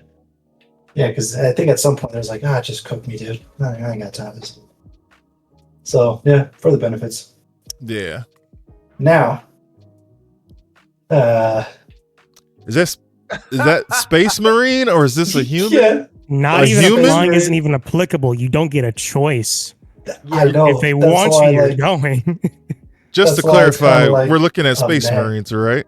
We are looking specifically. Okay, because if you're talking the regular humans in Warhammer, no, hell no, shoot me, and like make sure I die, because I don't want you to like shoot me in the chest and you take my brain out and put it into the little robot thing that opens the door for all eternity, where that's my only function. Like no, like not. So that's what I'm saying. Like, not even finding that out. Like, what is my purpose? You open the door, you close the door. Kill me. Oh my God. Nah. That's the robot saying. I was like, man, that's woo. No, literally turning into a floating skull that opens doors is freaking disgusting. I'm talking about turning into Space Marines. But even like that's what I'm saying. Like even in a world where like death is not an escape, because they can literally just like fix your brain and then put you in whatever machine they want, because AI is legal, so it doesn't matter. You can be like, nah, I ain't doing shit.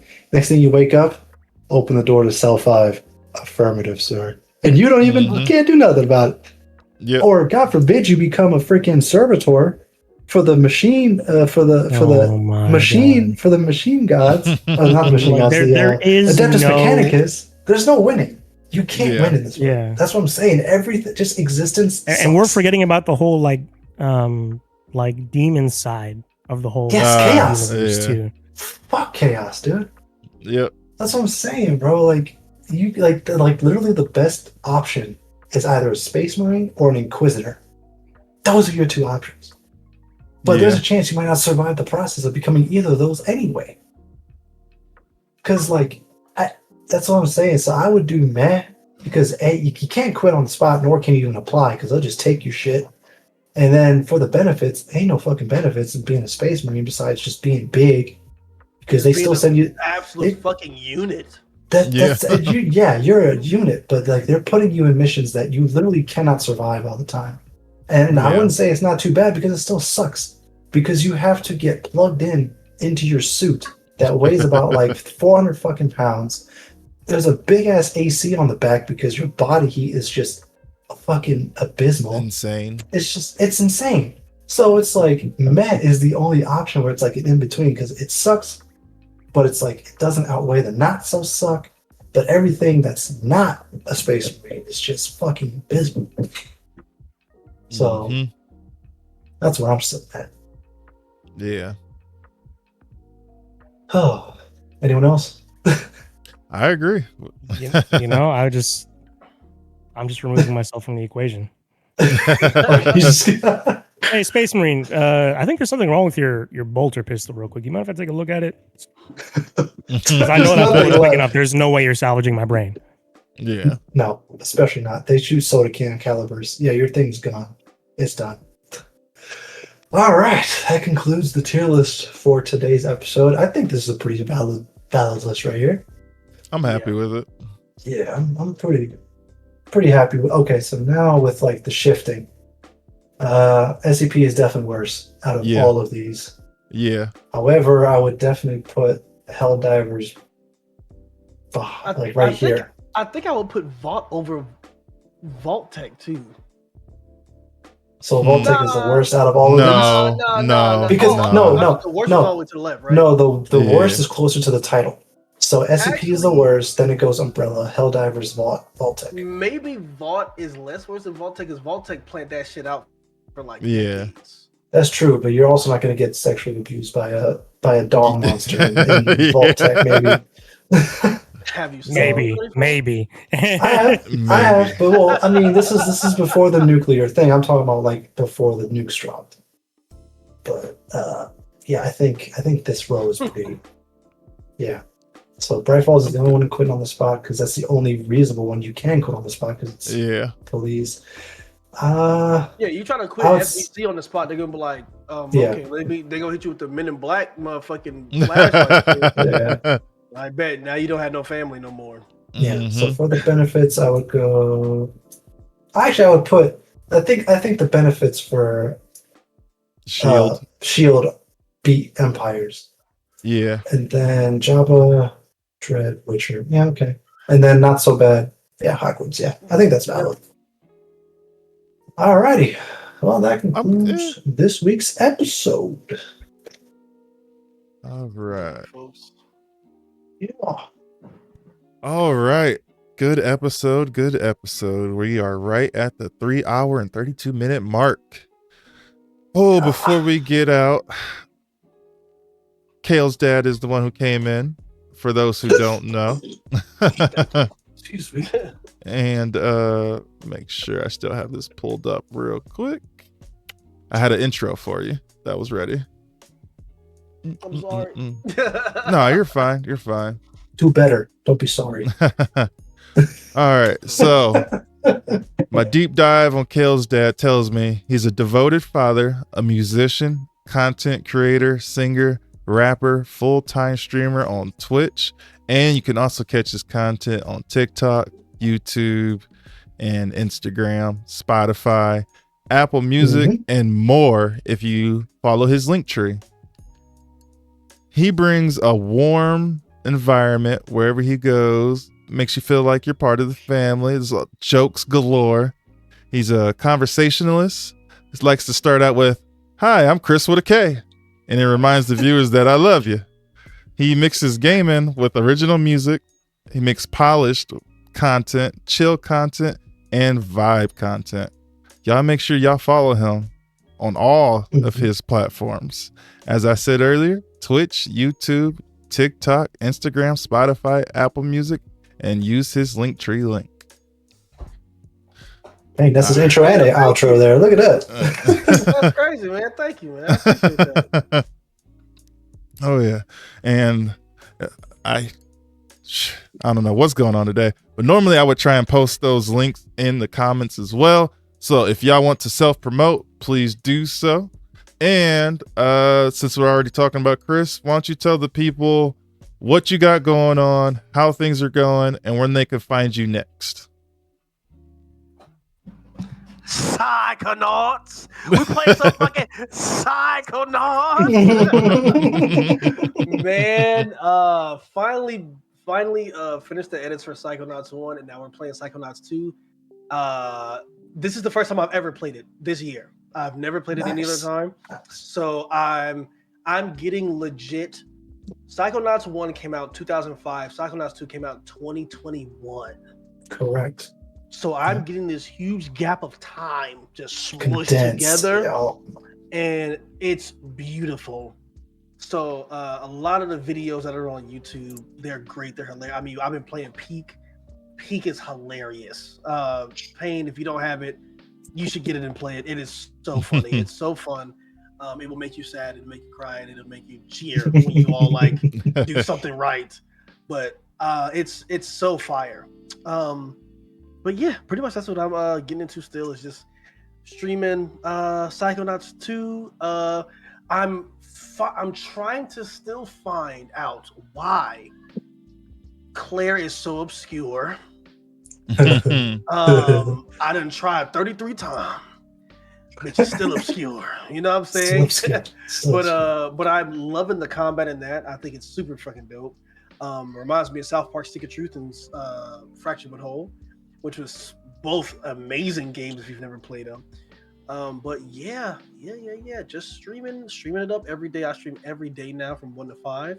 Unfortunately, I got here a little bit late because I had an interview earlier. But nice. Stream every day from 1 to 5, and there's YouTube content posted every week. Nice. Oh. Awesome. All right. Same Look, thing. What you got going on, man? Where can we find you? Where find you? Twitch TV / Look at Snook for the occasional Blue Moon stream. I have been streaming more lately, but I've been more of a behind the scenes type of guy lately. So you'll find me when you find me, but I don't really be doing much. I'm gonna be real with you. W Man's right here. W Man's. That man.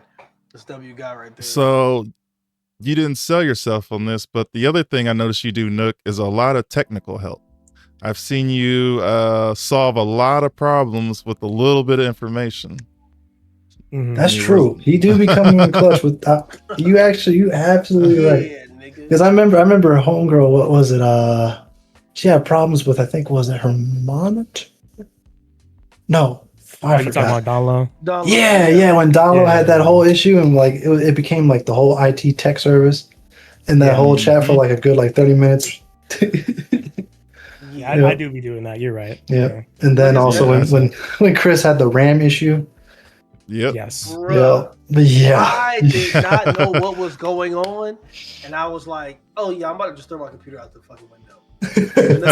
Hold on! Don't do that. He said, wait. He said, "Are you sure the RAM is seated in there?"